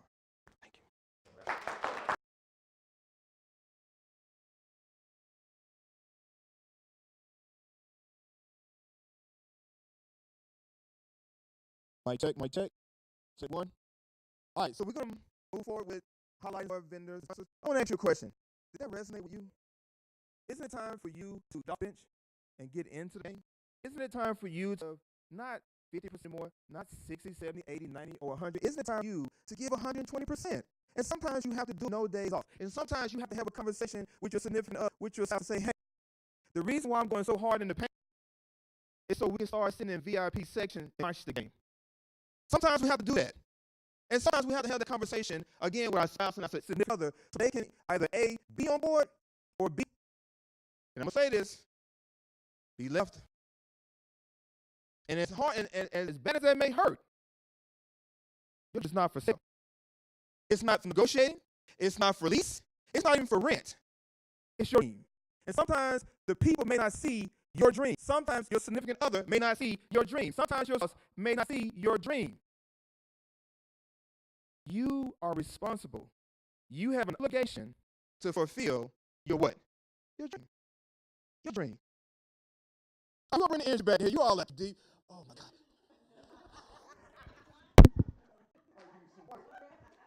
All right, we're going to go back, highlight the vendors and sponsors. Now, this next vendor sponsor that I want to introduce and present, this young lady called me up when I was competing in Vicksburg, Mississippi for the international speaking contest for Toastmasters. And she says, I said, hello? She said, hi, my name is so-and-so. I found your information and I want to be a vendor sponsor. I said, she said, oh, by the way, did I catch you at a bad time? Yeah, you didn't. No, ma'am. I was playing. I said, no, ma'am. You didn't. As a matter of fact, I have a few minutes for you. And so we talked about that. And at that point, she was going to be a vendor sponsor, right? That Monday, I get a phone call. Well, coach, I may not be able to do it now, but I thought about it. So when we say I thought about it, what they're doing is thinking themselves out of something. I don't have enough. Sometimes you don't need all that you think you need. You just need enough to capture somebody's attention at your table. Am I making sense? So what I did was flip it on her. She said, oh, what? You're right. What time can we meet, young man? And we met that day, and she became a vendor sponsor. This is going to be her first time speaking in front of someone. Speak in front of a live audience. So her voice may tremble. She may be shaking her knees. The mic may be unstable. But guess what we're going to do? We're going to embrace her with love. We're going to embrace her with energy so she can get through it. Because once you get on this mic one time, well, you can't ever get this mic. Now, I know what you all think. I'm going to call my husband. Hey, no. This is BlackCEO Tour. But anyway, please give a warm round of applause for Ms. Ann Parker Johnson. And guess what she also said? I'm not ready to go live. Well, guess what? Today it doesn't matter, does it? All right, so come right here. And I want you to share with my viewers. I want you to show the audience who you are, what you do. What was the why for you to start this journey? And then after that, I want you to share with everyone how they can find you, what's your website, all those good things that we all need to know, okay? It's yours. I am Ann Parker Johnson, and my business is network marketing. I'm with Skinny Body Care, Health and Wellness. We have weight loss products and skincare products. I am looking for customers, and I'm looking for distributors. But Ann is a people person. I strive every day to uplift, inspire, and motivate. That's what I do. This is an opportunity. This business gives me that form. Okay, of course I want your business, but I want to connect with you as a person. Wait a minute, you're supposed to be shaking it. What the? Have you done this before? No. Get around, But it's from my heart, and I am scared to death. Okay, but this is from my heart. I'm new to Facebook. I have to share this. I'm new to Facebook 2 years in. My sister built the page. My daughter, Kim, helped me to get it together. It took me 6 months to learn, really. 6 months to learn how to copy and paste and do all that stuff, okay? I'm the learner. But once I got it, I got it. And the reason I bring that up is I love C.S. Lewis. Never late to dream a new dream, set a new goal. That's me. That's me. And this is what I'm doing. I love what I'm doing. I love me people. To my followers on Facebook, thank you. That is my platform. And I just enjoy what I'm doing. I love what I'm doing, and I just enjoy it. I just look forward to growing my business, meeting new people. Thank you all for embracing me. I feel so comfortable. MyFutureIsToday.com is the one that I want to put out there. That is my website. Yes, that's MyFutureIsToday.com. Yes, MyFutureIsToday.com. Yes. Set a new goal. C.S. Lewis. I love that. I live that. I'm a perfect example of that. I work Ann Parker C, as in cat, at sbcglobal.net. What's your direct contact number? Somebody will call you. 501-295-9811. And if they want to send you a friend request on Facebook, how can they find you? Ann Johnson. And by the way, how many people are following you just on your personal Facebook page? Before you share this, it is ridiculous. How many people are following you on your personal page? 9,200. You are around the clock. Exactly. When I saw that, I said, wait a minute. You said, did you just tell me you don't know what you're doing sport? He said, I don't, Kevin. I said, do you know how many people are following you? Not really. I said, and you have over 9,000 people who are following you. This is the challenge for you, Ann. Because Ann, she loves to post, but we got to also stay focused, right? Yes. You got to share with your audience your journey with your business. Because now you share a lot of recipes, but those are other people's recipes. And here, really, bacon and come down. Right. You ever had the wife you ever had a spouse that could cook, but don't want to cook? Okay. Men, we're going to pitch in, give Ann the money. We're going to have our cookout, and Ann's going to be our chef. But we're going to also make sure that the cookout is so we're going to have our sharing as our event plan. Can we agree to that? And just in case one of us pass out eating too much, right? We got a professional CPR instructor, which I'm going to be introducing them next. And once we recover, we're going to go to Lucinda for a good massage, right? Okay? And then after that, we're going to get with Jasmine because now we're going to come to our right senses to restore our credit, right? And then after that, we're going to get with Matthew and Mr. Dandridge so we can get our right. We can get our mind right. Because see, the reason why your money's not right is because your mind is not right. Am I right, brother? Yeah. Then once we get done with that, we're going to get with Lawrence Brooks, right? And we're going to be carrying all these business cards in our pockets, keeping up with none of them, right? I got to stack them in my vehicle. I can't even tell you who they are. And we're going to go virtual, right? And move business forward. And then we're going to get with Class and Martina and learn about them, right? And then Leslie, because we eat a lot, we got to get some skinny on our body, so we're going to get with Ann, right? Gotcha. Yeah. So give her a round of applause. All right.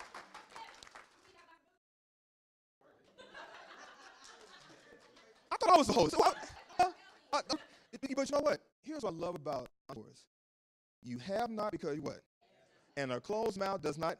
Exactly. So viewers, you have not because you ask not. And the reason behind it is because your mouth has been closed. So I want to highlight another vendor, okay, and vendor sponsor. And this young lady, again, found me on Facebook, was asking how could she be a part of the BlackCEO Tour vendor sponsor and learned about her business. And even though she and I do the same type of business, there's something with you about me. It doesn't matter if we do the same business. I'm going to still promote you. I'm going to promote you. You're no threat to me. It's 20 people out here that need both of us. And I want the people online to hear this. Just because someone does the same business as you, they're no threat to you. Embrace them, celebrate them, share them, and likewise, do the same. So again, this lady, immediately she said, Kevin, can you give me about 5 hours? I talk to my husband, make sure he and I are in agreement, and possibly I can do it. So typically when I hear someone say, let me talk to her husband, most times that's a cop-out. For this particular time, it was a cop-in. She called me back and she said, Kevin, send me an invoice. And she's here today. Please welcome to the front of the stage, Miss Terry Ann with First CPR. So Terry Evans. Terry, what I want you to do is, again, share with the audience, share with the viewers online, again, who you are, what's your company, why it was created, how they can get in touch with you. I mean, give them everything. We want to leave no stones unturned for them to connecting with you. Come right here. Come right up here. And the mic is yours. Thank you. My name is Terry Evans, and I created Position CPR. And a lot of people ask me, why did you call it Position CPR? Because you have to be in the right position to perform it correctly. So that's where the name came from. And the reason why I got started, well, actually, my dad passed away when I was 14 of a massive heart attack. And my mom was actually in the room trying to save him. And I went in there and was like, what's all the commotion? Well, neither one of us knew CPR. And so as a result, he did pass away. And I said from that moment, I will learn this. I will teach it to everybody I know. And I became a nurse. And then I created this company. And I created it actually because I have a 12-year-old son who is autistic. And I homeschool him. And so as a result of that, I don't work that much. So I needed a job where I needed some finances that came through where he come with that wasn't so formal. And, I get back to the bedside. So I decided to create Position CPR. And he is my little bag carrier. And he does do my little DVD player. And, I'm in turn teaching him how to be an entrepreneur and have his own business as well. So that's like why too. On Facebook, I am Position CPR, and on Instagram, I am Position CPR. My email is positioncpr@gmail.com, and you can also call me at 501-485-4778. And I do come to the office, the business. I don't come to home because that's kind of but I can meet you in the library and do the classes for you and at a low cost to you or your business or your company. So right now it's $55. Yeah, Red Cross charge. They charge 119 too. So I do everything for $55. Nurses, daycare workers. I do. Yes. The cost is $35 for families because they don't have to have the actual cards. But for families and friends, I do for $35. Set up a place for yes per family member. Yes. Well, I really would like to have a training center, and I'm actually inquiring about that now. And I would like to travel to surrounding areas so we can far, and of course we can't fly, but just to CPR, get everybody certified. It's important. Yeah.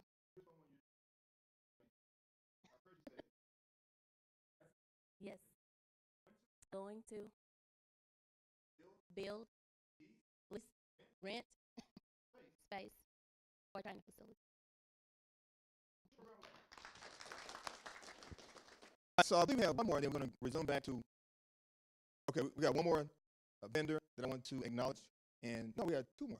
Yeah, two more. I want to acknowledge, and I'm gonna have to release the mic. You know I don't want to give up this mic, don't you? Yeah, drop. Okay.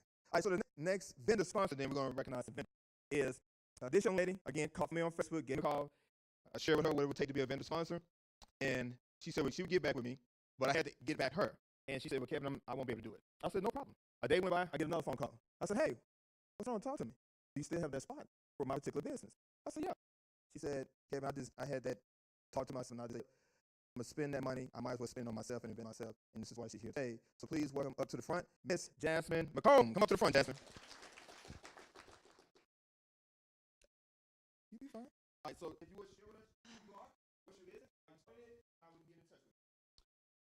Okay, my name is Jasmine McCombs. The name of my business is Transforming Life Solutions.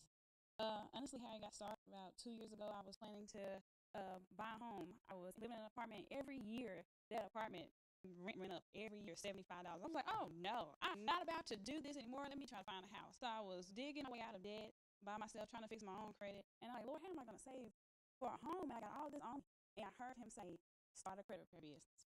I'm like, God, I'm not trying to have no business. I'm just going to do a profession, and that's it, you know. And then next thing I know, he gave me the name, and he told me why I was supposed to do it. I was supposed to transform lives one credit score at a time. And I am trying, my mission here is not to make money, but to help people and to free up their lives so they can get those houses and that car and just investments, trade lines, or anything they may want to do. That's what I'm here for. It's not about me taking their money or sending out letters. It's more of educating people so they can be able to do it on their own. But if they don't want to do it, I do it for them. So that's basically what it's about. Yes, I do have a website. It's transforminglifesolution.com. My Facebook and Instagram are both Transforming Life Solutions with an S. My number is 501-303-6808. And if you go on Facebook or Instagram, you can also book an appointment there as well. McComb, MCCOMBS. Oh, my personal page is Jasmine, JAZMINE, K, McCombs, MCCOMB as in boy, S. All right, come right here. All right, we got one more vendor spotlight, and then we're going to, the next person I'm going to introduce, present, I'm going to have to sit in for this one. Because the moment this guy opens his mouth, I'm just in awe. I'm overwhelmed at the same time, but I'm taking notes. I'm tweeting. I'm Facebooking. I'm buying all the business strategies that he would give. But before we bring, I want to highlight our final vendor. We're going to do this simultaneously. We're going to do it at the same time. So if you would, Monique Sanders, Tanessa, come up to the front, up here to the front, because these are our vendors who has also made this happen. Come on. This is your time. Give a round of applause. So I'm standing right here. You ladies come right here. Yeah, put your drink right there. Keep that camera in your hand, because then you know what you do, okay? So I'm going to give the mic to you first. Oh, I'm blocking. Oh, okay, come right here. And I'm just going to drag. I'm going to dislide the mic right there, okay? Right. So, you ready? I'm ready. Set. Up the mic. Okay, here you go. I am Mona Sanders, and let me start off with my why. All my life, I saw my mother and my father make bad financial decisions. I saw my mother lose cars. I saw her foreclose on a house, bouncing chicks. I saw my father, when he died, his business died with him. So when I grew up, I said, it is not going to, I'm not making bad decisions. I am going to be well. Well, I began to make all the wrong decisions for all the right reasons. And in that, I learned that Satan had devices against me, my purpose. 8 years ago, God told me to write a book. And I said no. So just as my journey, I'm very hard here. I do things my way. So in my journey, he told me to write the book, and I did not want to write the book. I wanted to do what I wanted to do. I had student loan debts like choking me. I was like, well, I need to make some more money. So I got my MBA with more student loans, go figure. Then I went and got a CPA, and then I decided to become a realtor. Well, in that, not realizing that's were not for me. The gift is for the people. So it was another device of Satan to so people receive it. So I did finally write my book, and the title of the book is God Made Millionaire, and it talks about strong finances. Because if you ask yourself what you would be doing if money was not an option, then I'm sure everyone has something, and usually it points towards your purpose. So why are you not doing it? It's because of finances. So God desires us to show His power on the. In that, we have to be a blessing to others, and we can't be a blessing to others broke.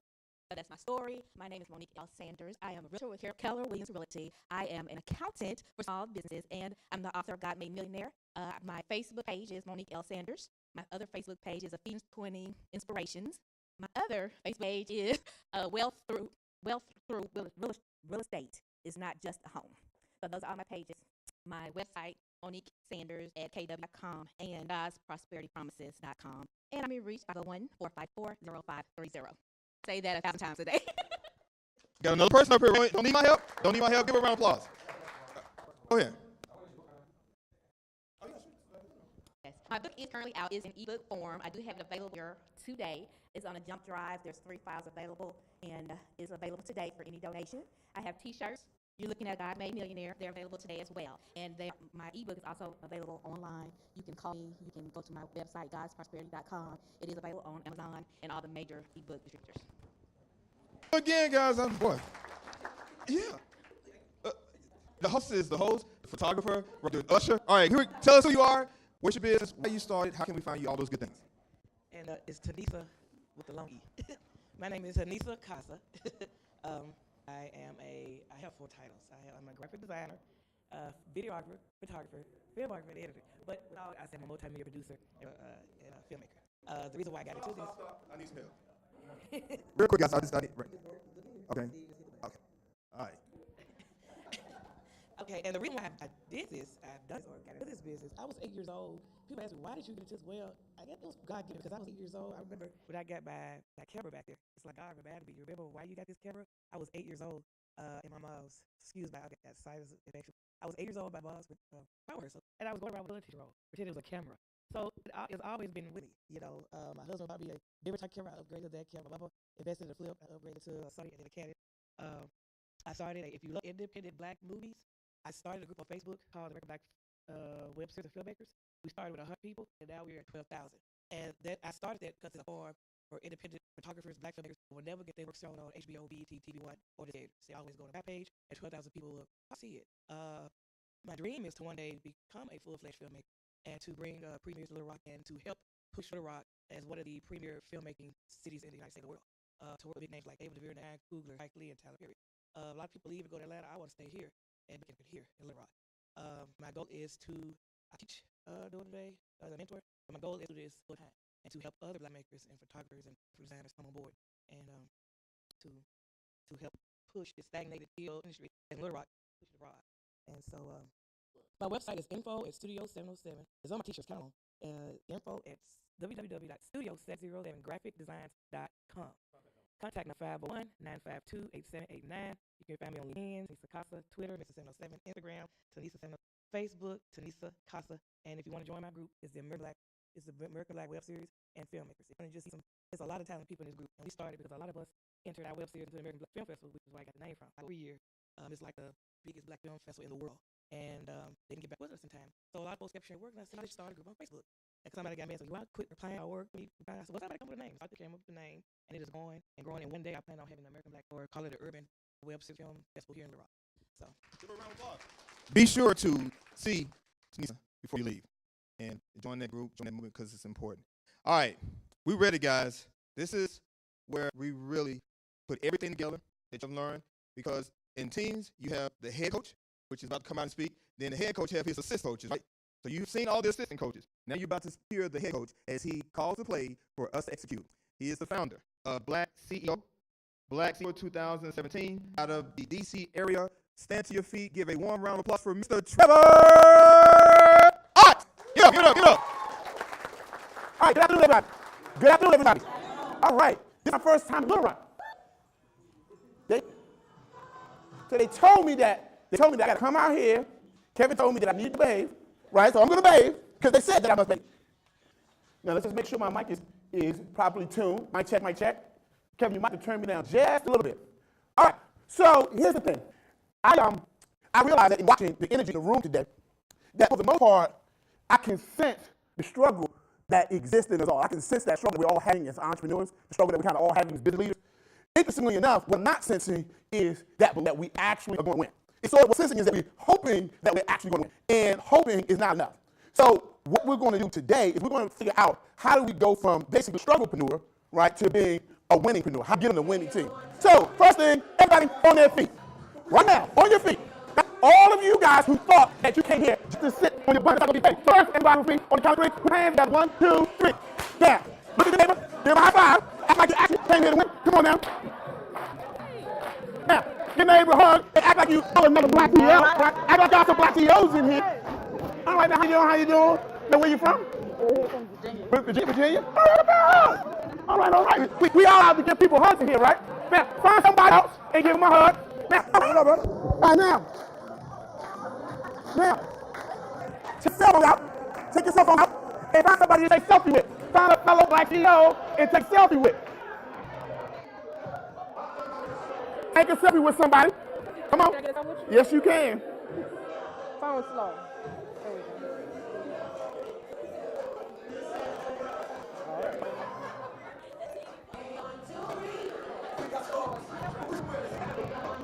Take a selfie with somebody.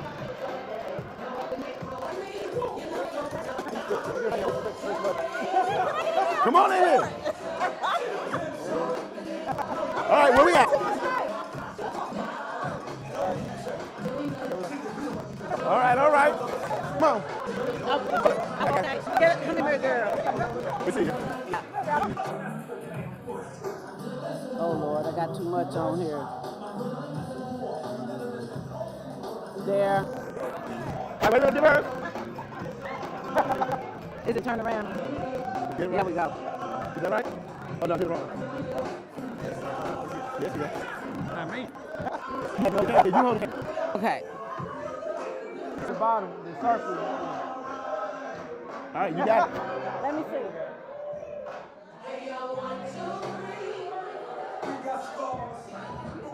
All right. 1, 2, 3.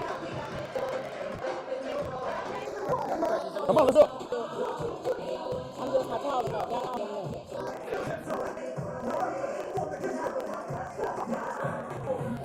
Okay. All right. Now. So put that right there. In a minute. Yeah. Right there. All right. Wait. All right. That middle button on the side.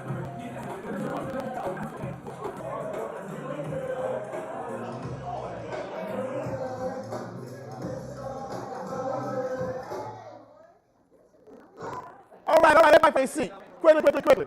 Find your seat, mic check. All right, I'm going on the sound. Okay, we good to see the little buttons? All right, so listen, I got an 8-year-old son. His name is Addison Chase, right? And I got a chance to help him join a football team, and it was really interesting how children are as it pertains to their dreams and their aspirations versus how adults are.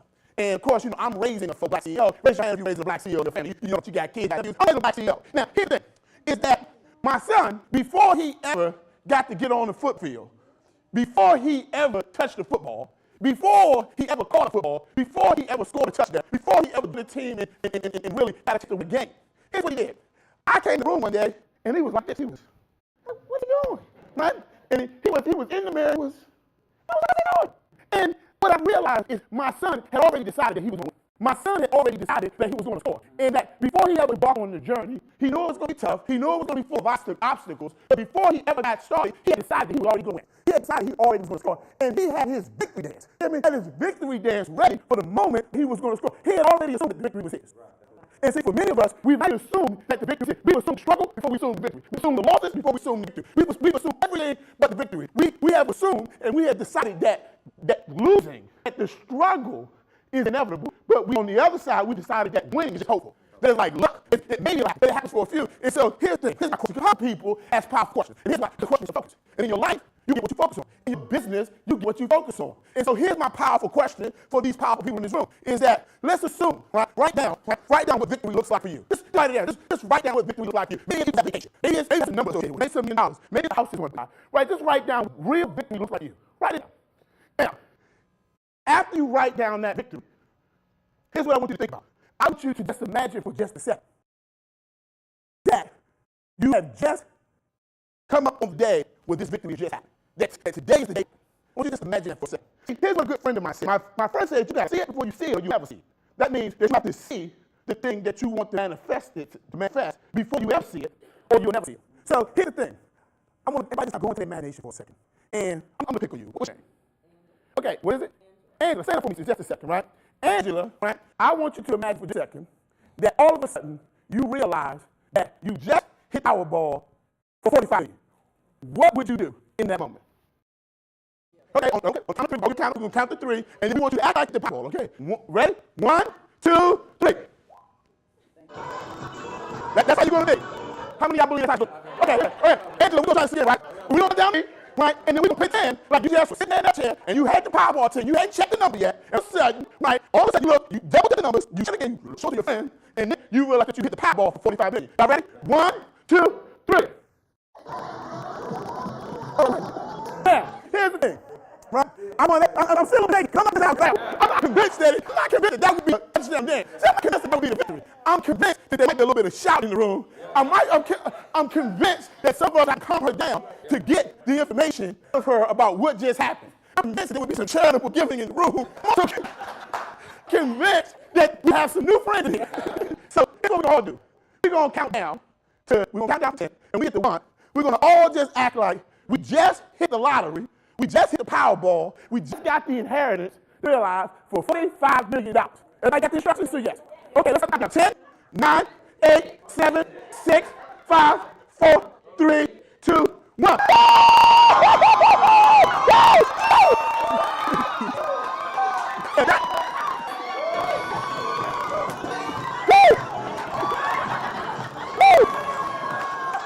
right, come on, y'all. Come on now. Come on now. On your feet. On your feet. Woo! Woo! I'll behave. Then again, I might not. Here's the thing. We don't have a funny business. Y'all take this thing called business, $2 service. And what happens is you're going into this thing as though somebody sold you off into slavery. When what they really sold you into is freedom. Freedom in your life. Freedom to give a life to your children. Freedom to build a life. But the way you show up is you show up defeated. You show up reserved. You show up trying to keep it all cool. Look, they say if you do what you love, you will never work a day in your life. I'm not convinced that we are doing what we love. And if it is what we love, why doesn't it show up in our faces? Why does it show up in the content of it? Why is it not oozing out of our skin? Why are we not like that to hold me back? See, here's the thing, is that we are now in the era. There is nobody who's sitting in this room right now that didn't get here as a result of the fact that you are the children or you are offspring of the slaves who would not die. You are the offspring. This is what George phrases. He said that we are the offspring of the slaves who would not die. Right? Now, when they say that, what didn't die? Greed didn't die. Purpose didn't die. Legacy didn't die. Drink didn't die. And here's the thing, is they show unbelievable strength for you to be just sitting here today, for you to be sitting in this room today. And to that end, when you show up, we are now in this era where we get really make it happen. The challenges that we have as black CEOs, no longer external. Our greatest challenges now are internal forces. Is that to say that there will not be external forces? There will always be external forces. Well, external forces for your parents, external forces for us. But our greatest struggle is internal. The number one challenge facing today's black entrepreneur is simple. It is an addiction. Our labor as the primary mechanism by which we generate revenue. Now, that is not to say that working hard doesn't have its limits. Sure it does. But we work hard in so much as to perfect our knowledge. Working is the mechanism by which we perfect what we know. Anything you want to become an expert at, you got to do what to it. You got to work at it, right? There's no way to become an expert at anything without working at it, right? Now, once we have worked at it, and once we have perfected our knowledge, we got to move to the next phase. And the next phase is to now beyond monetizing our labor, to monetize that which we know. Did I get that? Okay, so write down the first note for the day. First note of the day is there's more money in what you know than do. Write it. There's more money in what you know than what you do. And there has been a cataclysmic failure on behalf of the black entrepreneur, right, to monetize that which we know. We have failed to do this. We have, since the days of slavery, we've been told that the thing that makes us valuable as a people is our labor. Since the days of slavery, we have been rewarded for our labor. And the thing is, I can tell you, is that the thing that makes you valuable as a people, the thing that makes you valuable as a race, the thing that makes us valuable as a community is not our labor. It is what we know. And what we have to do is we have to stick and believe, stand in concert with what we know. Here's the thing that I want you to know. As a black CEO, I am unapologetic about the cultural distinction that we represent in the marketplace. There are not things that I see in the world where I can't see where my black race is touched. I know that my share is necessary, but I want you to know that you're necessary. Does that mean that other people have a share that's not necessary? No, but I'm not talking to them. I'm talking to you, and I'm talking to you about your share. Do you know that it's valuable? If you don't know that it's valuable, what you're going to end up is in a scenario where you're constantly going to be undervaluing yourself in the marketplace and wonder why you are underpaid and undervalued for what you bring to the marketplace. Is that it? Okay, one of the things I want to tell you is I'm a little controversial, but this conversation is not for everybody. So I'm going to tell you what it's for. It's for the solopreneur. Let me tell you what a solopreneur is. Many of us in our business, we are the OOO. That is the only operating officer. Only operating officer. We're the only person in our business. We're the only person doing marketing, only person doing the sales, only person doing taxes, only people parking cars, only the people doing the labor. We're the only operating officer. Newsflash. You have never seen a successful company in the history of the world go out and say that it's successful and go out and say, you know what I'm looking for? I need an OOO in my life. You'll never see it. And you know when you're solopreneur because of this belief that if it is to be, it's what? Right, listen. I sit here and talk to y'all all day long, but this is just as much for me as it is for you. What's good for the goose is good for the what?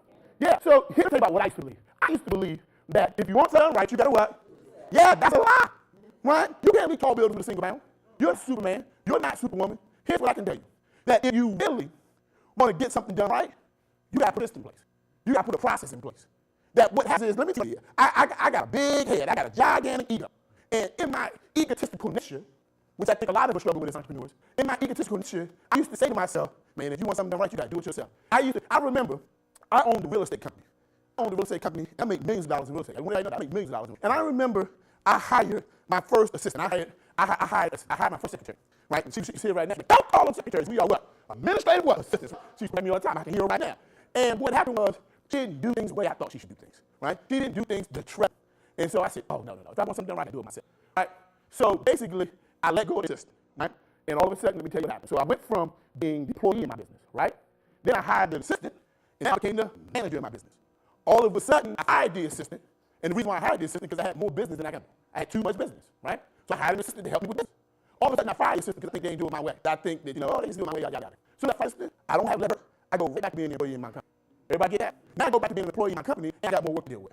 Eventually, it overwhelms me, right? And eventually, I say, you know what? I got to do what? I got to hire what? Hire an assistant, right? I hire an assistant. Eventually, they don't do it my way. What happens? Fine. Go right back to being an assistant, to being an employee. For 10 years of my life, I thought I was firing an assistant. 10 years later, I realized that what I was doing was firing myself as manager and rehiring myself as an employee. See, I thought I was firing her, but I was really just firing me. Right? The problem wasn't with her, the problem was with me. Because what I wanted her to do is to basically figure out how to do it my way. The reason why she didn't do it my way is there was no system in place. There was no process in place. So let me tell you, write this down. Employees manage tasks in a company. That's what an employee manage tasks in a company. Listen, I don't care what your business card says. I don't care how much money you made. I don't care what your bank account says. If you look up and you realize that the majority of the tasks within your company are being performed by you, no matter what your business card says, you're employees. Right? Then there are managers. Manage the employees within the company. If you look up in your business and you say basically, hey, look, basically I spend the majority of my time managing employees within my company who manage the tasks within my company, then you're a manager. But nobody actually ever got in business to be a manager. It's hard to be able to be a manager. If all you want to do is be a manager, just a high-paid job as a manager. Right? But then there's a level above manager, and they call that person CEO. And most people believe that the CEO manages the managers, right? They supervise managers. CEOs don't supervise managers. CEOs are responsible for putting in place the processes and systems that managers use to manage the employees who are managing the tasks within the company. And so the truth of whether you're a CEO or not has everything to do with what systems and processes you have in place. No systems and no processes, you're not a CEO. You might be a solopreneur, be an OOO, only operating officer, or you might be a different type of CEO, the chief everything officer, but you're definitely not the CEO, the chief executive officer. Everybody, how you hear me? So what I want to say to you today is make sure that you're focused on the system. The next thing I want you to do is stop spending dollar time on petty tasks. Stop spending dollar time on cash. Look, in your business, you're going to have to pay services. You're going to have to ask yourself, what's the highest and best use of your time? You're spending dollar time on penny tasks that somebody else is better suited to do. You're losing money because you're trying to save money. They call that come off your nose despite your face. People spend 90% of their time on 10% of who they are. So this presentation is for you, right? If you feel overwhelmed by what you don't know, this presentation, man, I know what it's like being an entrepreneur. There's so much stuff that you don't know, and there's so much new stuff that you got to learn, right? So here's the thing. There's always going to be something that you don't know, but getting overwhelmed by it is not the answer. And I've been to all the conferences. We are at conferences 2 to 3 times a week. So we get a chance to be the fly on the wall. As you see, got the cameras and speakers. So we're not just the person sitting in the room. we literally have the headsets on and listening to every word out of their mouths, literally. Because we got to make sure that things pop up at the same time, so we got to be listening. And as I was sitting there, I said, I can't be the person that's tired of the same old speech. 10 ways to do this, 8 ways to do this, 3 secrets to do this. And what happens is, you go to so many conferences, the first conference you go to, you get 10 ways to be successful. The second conference you go to, you get 8 ways to be a millionaire, right? By the time you get to the third conference, the third seminar, the third webinar, you got 10 ways here, 8 ways there. You never got finished on the first 2, and you have a stack of different things to try to do, and it just becomes tiresome. And so what I realized is that in our marketplace, we got too many product pushing platform pimps. That's what we really got. Like, give me a platform, give me a microphone, let me try to sell something to you. And we got to move beyond that narrative. That here's what I can tell you. There ain't no secret to success. Scratch that. Get out of your mind. There ain't no 10 easy ways. Your way is going to be different than my way. Here's what I can tell you. Is that everybody has to find their own path. Everybody has to chart their own course. You know, your success, you will chart your own course. Are there things that you can learn from other people? Yeah. But what the marketplace is needing, because you guys are here, the marketplace is crying out for authenticity. And the marketplace is crying out for transparency. And in this age of the book entrepreneur, in this age of the optical entrepreneur, with everything that looks like success is success. Matter of fact, let me give y'all one secret. All success in life doesn't have a dollar associated with it. So 6 figures might not be successful for you. For some people, 6 figures is failure. For some people, 7 figures is failure. For some figures, 5 figures is successful. So they can make no figures, but still feel highly successful. So the thing I want to tell you is that you get a chance to define your success. Listen, if your success is defined by your peer group, by social pressure, that's not your success, that's theirs. So the question is, what is your story? So I'm supposed to give a presentation, but I've had up on presentations, over the last, couple of years. I've given up on. I said, what we got to do is have some real conversations, and conversations where we are really sharing what's on our heart as entrepreneurs, especially if we're going to get to the next level. So today, we're going to talk about some confessions that I've gone through as an entrepreneur. So confession number 1 that I have for you guys is I've been there. And what I mean I've been there is on the road to entrepreneurship, they have turned off my lights. I want you to know that. They repossessed my car. Look, they used to repossess my car so often, real talk, that the guy used to just show up. They didn't even just, sometimes when they repossess your car, they jack it up and just pull it off. The guy used to just show up, knock at my door, and say, hey, you know I need to get the car. Do you want to get anything out of it? The guy knew me on a first name basis, right? I was the repo guy. He was the repo my car, and I knew that I had 45 days to pay it before they would go sell.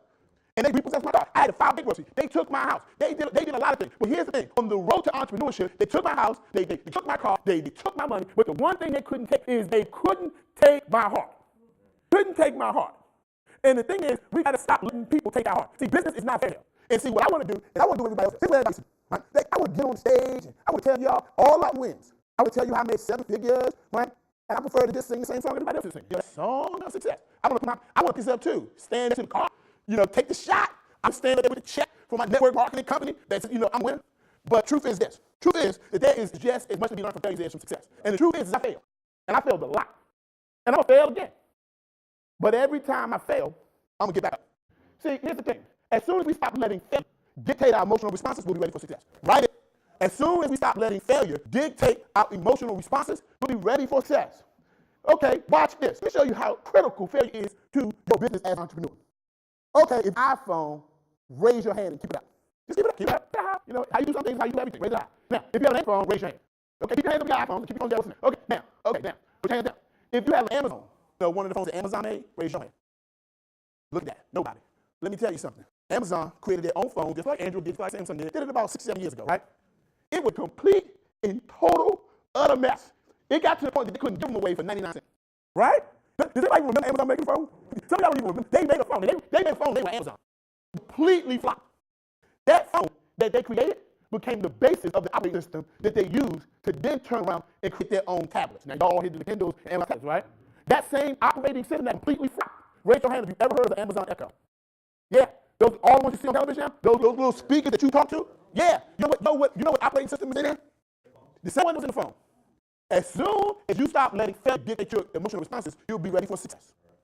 So what's happening is we are allowing failure to dictate how we feel. This is just the truth. Truth is there's just as much to be learned from failure as there is to be learned from success. Here's what I mean. When they're trying to find a cure for cancer, who do they actually study? The people who have cancer. They don't study the people who are well. Who do they study? They study the people who are sick. You want to know what's so funny about the personal and professional development space? We're all about studying people who win. We spend all our time studying how they won. You know what we don't do? Is we don't spend any time studying their failures. We don't spend any time finding out what are the things that shape their success. How many of y'all knew that Amazon had a phone till today? Never knew that it's the same operating system as in the Amazon Echo. See, the thing about it is we got to stop just looking at the shiny thing. We got to start looking at what are some of the failures. Because failure has a way of shaping how we step into the future. Here's the truth about business. Business is not a race. Business is process. Here's what I mean. In a race, winning is defined by first. Everybody got that? But business is not a race. It's a process. In business, winning is defined by finish, period. See, the moment that you start thinking that business is a race, you start thinking about, I got to finish first. But as soon as you start thinking about business as a process, you realize that you got to finish, period. See, listen, the reason why I never buy into those foolish ideas like be a millionaire in 30 days, 7 steps to being a gazillionaire, let me buy into that foolishness. Because some of y'all gonna be successful in 30, 60, 90 days, and some of y'all might not be successful until 5 years later. Right? Because it's not a race. And so what we have learned is that you got to ROI. You know, I'm a little simple, but sometimes I forget something. What's ROI stand for again?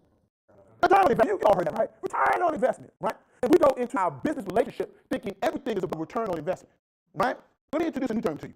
I want to introduce you to the term that all entrepreneurs should know. It's the first term that what you're really looking for is ROF. Write it. And ROF stands for return on finish. Let me tell you something. It is impossible for you to finish and it return unto you void. It is possible. Let me give you the definition of finish. Write it down. Finishing is completing something to the point that it goes on without your on-site supervision. Finishing is completing something to the point that it goes on without your own supervision. Right? When you finish something, it can go on without you. When you finish something, see, we keep talking about we leave a legacy. Money ain't a legacy. Let me tell you, money ain't a legacy. It's not a legacy. It's just a thing that you leave. Finishing is completing something that goes on without your on-site supervision. Listen, who's seen The Lion King? Raise your hand. Right? When you watch The Lion King, here's what they say when you watch The Lion King. There's Mufasa, and there's Simba. They're sitting on the ledge. And Mufasa looks at Simba, and he says, one day, all of this is going to be yours. Powerful people ask powerful questions. Powerful people ask what? Because questions stay focused. And in your life and in your business, you're going to get what you focus on. Right? The thing is, as soon as he says, when all of this is going to be yours, my mind perked right up and said, what does he mean by all of this? And all of a sudden, right, they start singing this song, The Circle of Life, right? That he knew that there was going to be something that would continue to go on while he was just giving stewardship over a system. He was considered the king of the jungle, just stewardship. So when we talk about our legacy, real processes and what systems have we put in place that can go on without our on-site vision. Give your kids some money, that's another thing they'll spend it. Because that's what it's for. Give them a system or a process that generates money, right? They can never outspend the process of the system. Because the system keeps generating money. Do you follow me? If you want to give them some money, you want to give them a system. You want to give them a process, you want to give them. Let me tell you something about finishing. Any problem that you have in your business, I don't care what it is. And this is one of those realizations I had to have with myself. Like, oh my God, I had that one come to Jesus moment. Anything that you have a deficit of in your business, any problem that shows in your business, it only shows up as a way to show you there's something you haven't finished. Your business failing right now, you ain't making no money? Okay, great, you ain't finished something. Marketing ain't finished, the branding ain't finished, the sales system ain't finished, the PR ain't finished, the automation system ain't finished, something ain't finished. Listen, it is impossible for something to return onto you void, right, that you haven't. If you finish something, it's impossible for you to return until you void.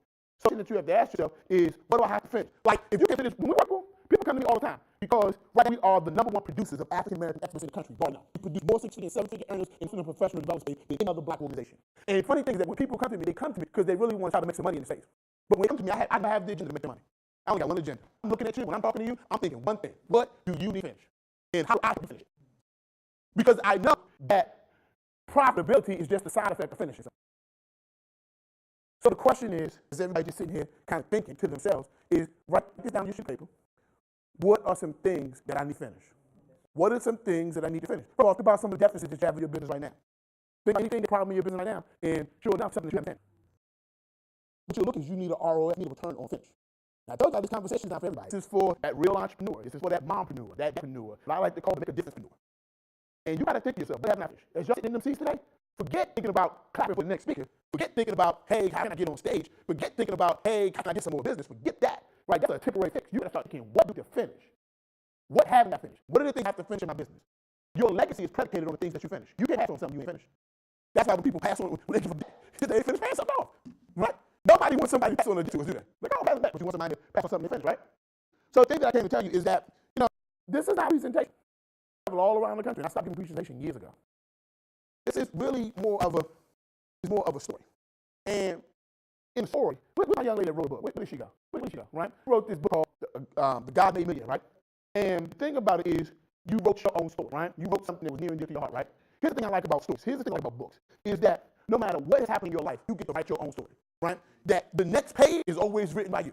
No matter what is going on. Look, what if I told you that over 30 years ago I was sitting behind bars? What if I told you that 30 years ago that I was looking at 20 years and they had given it to me? What if I actually told you that the only reason that I'm standing here today is actually gave me the 25 years But I decided to act in my own story. What if I told you that standing here right now in this space that I wrote a judge after 25 years, they said it was completely impossible to be out, and I said, I do not belong here. What if I told you that I had never graduated high school, but I got my GED Southampton Correctional Institution, right, scored in the top 5% of everybody who took it in the state of Virginia? What if I actually told you that I sent those results to the judge? What if I told you that I wrote to the University of Maryland Eastern Shore, told them I was in jail, told them I just got my GED, got them to accept in college while sitting in prison, not jail, prison.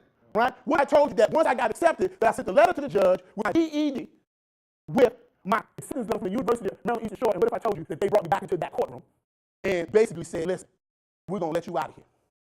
What if I told you that 2 weeks after leaving prison with a 25-year sentence that I stepped to the University of Maryland Eastern Shore, that I would go on to become the first class president, the sophomore class president, the junior class president, the senior class president, the president of the Student Government Association, president of the NAACP? What if I told you that I decided to write my own destiny? Did you actually believe it? Listen, you got to learn to write your own story.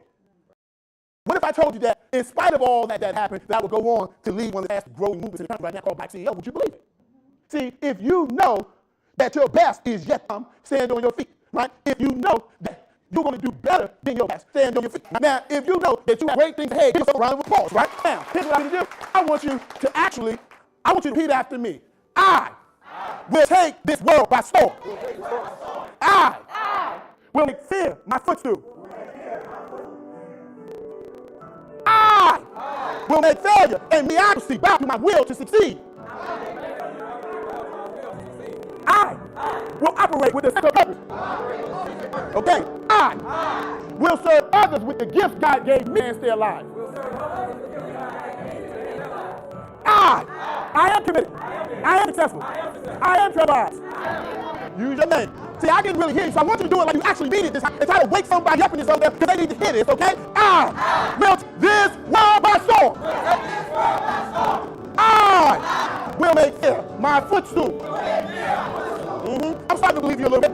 I will make failure and mediocrity bow to my will to succeed. I will operate with a sense of purpose. I will serve others with the gifts gave me to instill life. I am committed. I am successful. I am trustworthy. Turn to your neighbor. Face somebody right now. Look him in the eye. Your neighbor. Look in the eye. Y'all ready? I will take this world by storm. Look him in the eye. I will make fear my footstool. I will make failure and mediocrity bow to my will to succeed. I will operate with a sense of purpose. I will serve others with the gifts God gave me to enhance lives.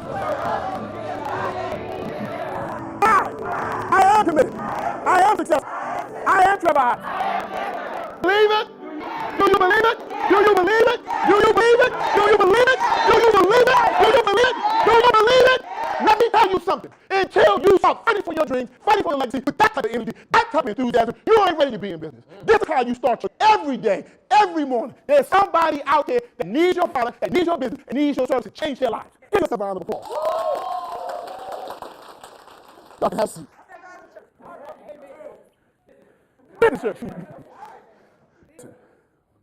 One thing that I had to make a decision on in my life is I refuse to let anybody make me live behind my past. The only thing I'm gonna do is live for my future. Period. Y'all gonna make mistakes, so what? Y'all gonna fail, get back up. Sometimes you're gonna do, so what? Get back up. You get to write your story and every story needs a good title. So I decided to change the title to Rise of the Impactpreneur.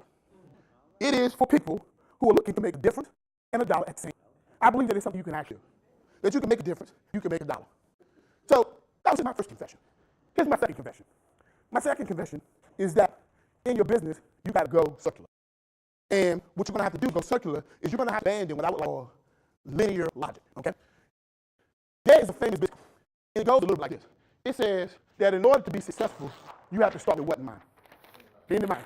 And one of the things that we got to stop doing as entrepreneurs is we got to stop accepting everything that sounds good as the truth. Because it might not be the truth. So, no, I don't believe that we have to start with the end in mind. I actually think that that's a problem, especially for business leaders. In business, what happens is, when we believe that we got to start with the end in mind, what happens is, this is what we start set up in our mind.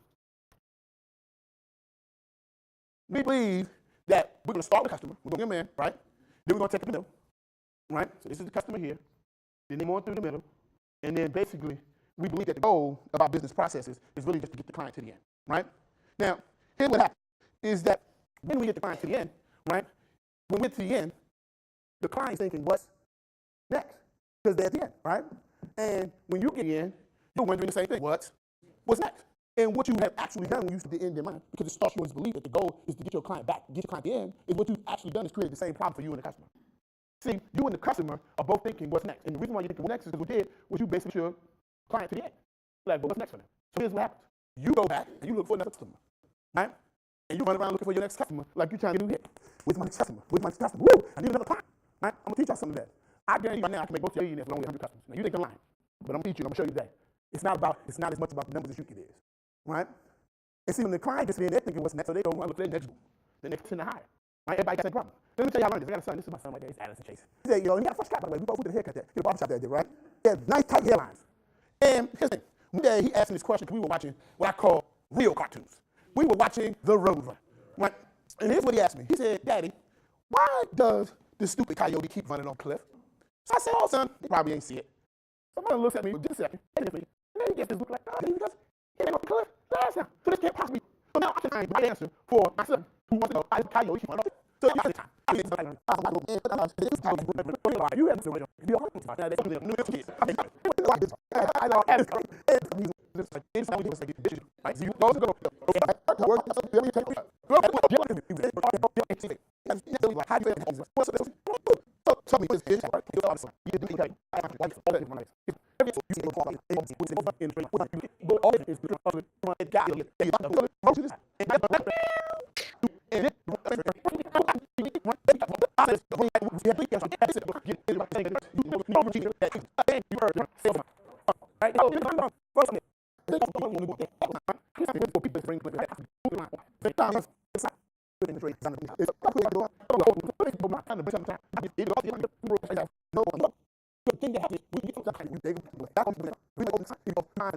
What you do is I'm walking your business. No more. So no, we started thinking, stop. That's room full of people. They say, Papa, so I know about the technology and time when I say something about the Bible from Genesis and we get Genesis Revelation. What else we books? Almost beginning, it's a pretty good idea. Don't go beginning. Funny how simple truth. You know what I mean? Stop beginning. It's a good idea because the purpose of your business plan. Let me give you the purpose of your business plan. The purpose of your business plan is to get the client back to the beginning. It's really to get the client back to the beginning. So let me use as an example. Circular, right? Where my iPhone people at? Just stand up quick. Your iPhone stand up. Just stand for just a second. Right? You got an iPhone stand up. Look, how many of y'all have one iPhone? Raise your hand. Right? And look at this. See that? Let me tell Apple, right? You'll never hear Apple say system. They always refer to these stuff as the ecosystem. Anytime you think ecosystem, it's always a circle, right? Always a circle. Yeah. First you buy an iPhone, you buy what? iPad, right? Then you kind of get an Apple Watch, right? Then you kind of get yourself a little MacBook Pro, right? Then now they got Apple TV, right? And after you finish buying all that, it's time to buy iPhone 2, iPad 2, MacBook 2. Because the goal is to get the client back and really give a round of applause for it, right? Now, those of you who got Samsung figured it out. They said, you know what? We need to do the same thing. Listen, who did Apple sue for copying their phone? Does anybody know? Samsung. Now, don't you know everybody copied that phone? Why did they sue Samsung versus suing HTC and all the other companies that copied them? They did do successfully, but let me tell you what they really copied. All the rest of them nuts copied the phone. Samsung copied the ecosystem. They said, oh, I'm going to get, you know what? I'm going to get this Galaxy phone. I'm going to get this Galaxy tablet. We already got Samsung laptop. Right, we're going to have Samsung TV. And basically now something like S7s, S8s, because they have realized the only person who got it right, everybody else was copying the product. Samsung is the only person copying it. And the purpose of your system is to get the client back in it. And here's the thing. I'm not telling you something that you don't already know. You actually know it already. I'm only here to bring this back to your remembrance. You know this since you was a kid. What was the first game you ever played about business when you were a kid? Monopoly, right? And in Monopoly, here's how it works. You go around, you go down Baltic Avenue, you go down St. James Place, you go around Atlantic, you pass Boardwalk, and after you pass Boardwalk, you pass Go, and you get what? $200, right? And then you go around Baltic, come down St. James, you come around Atlantic, you come down Boardwalk, and you pass what? Go, and collect what? Right? And you keep going round and round in a circle, right? Because what the thing that they're trying to tell you is they're trying to teach you that business is a circle. You learned it since you were a kid. My mom would say, be careful about stepping on people's toes because it might belong to the butt you got to kiss later. It's a circle. Your mama taught you this too, right? Now, here's the thing. Is every time you pass go, you collect more money, right? The more and more times you can make it around the circle. See, business is reciprocal. It's a reciprocal relationship between you and the client. Business is reciprocal. See, you know, Here's the thing. I got a little one. So you have a little, besides watching all the children's channel and, your TV not belong to you, I remember that when he was real little, there used to be this nursery rhyme, this little song that he used to sing. You guys probably heard this song, but it goes a little bit like this. The wheels on the bus go round and round, round and round, round and round. The wheels on the bus go round and round, all through the town. Now, new song, right? Oh, yeah, that's what I'm a new song. The wheels on your bus go round and round, round and round, round and round. The wheels on your business go round and round, all through the town.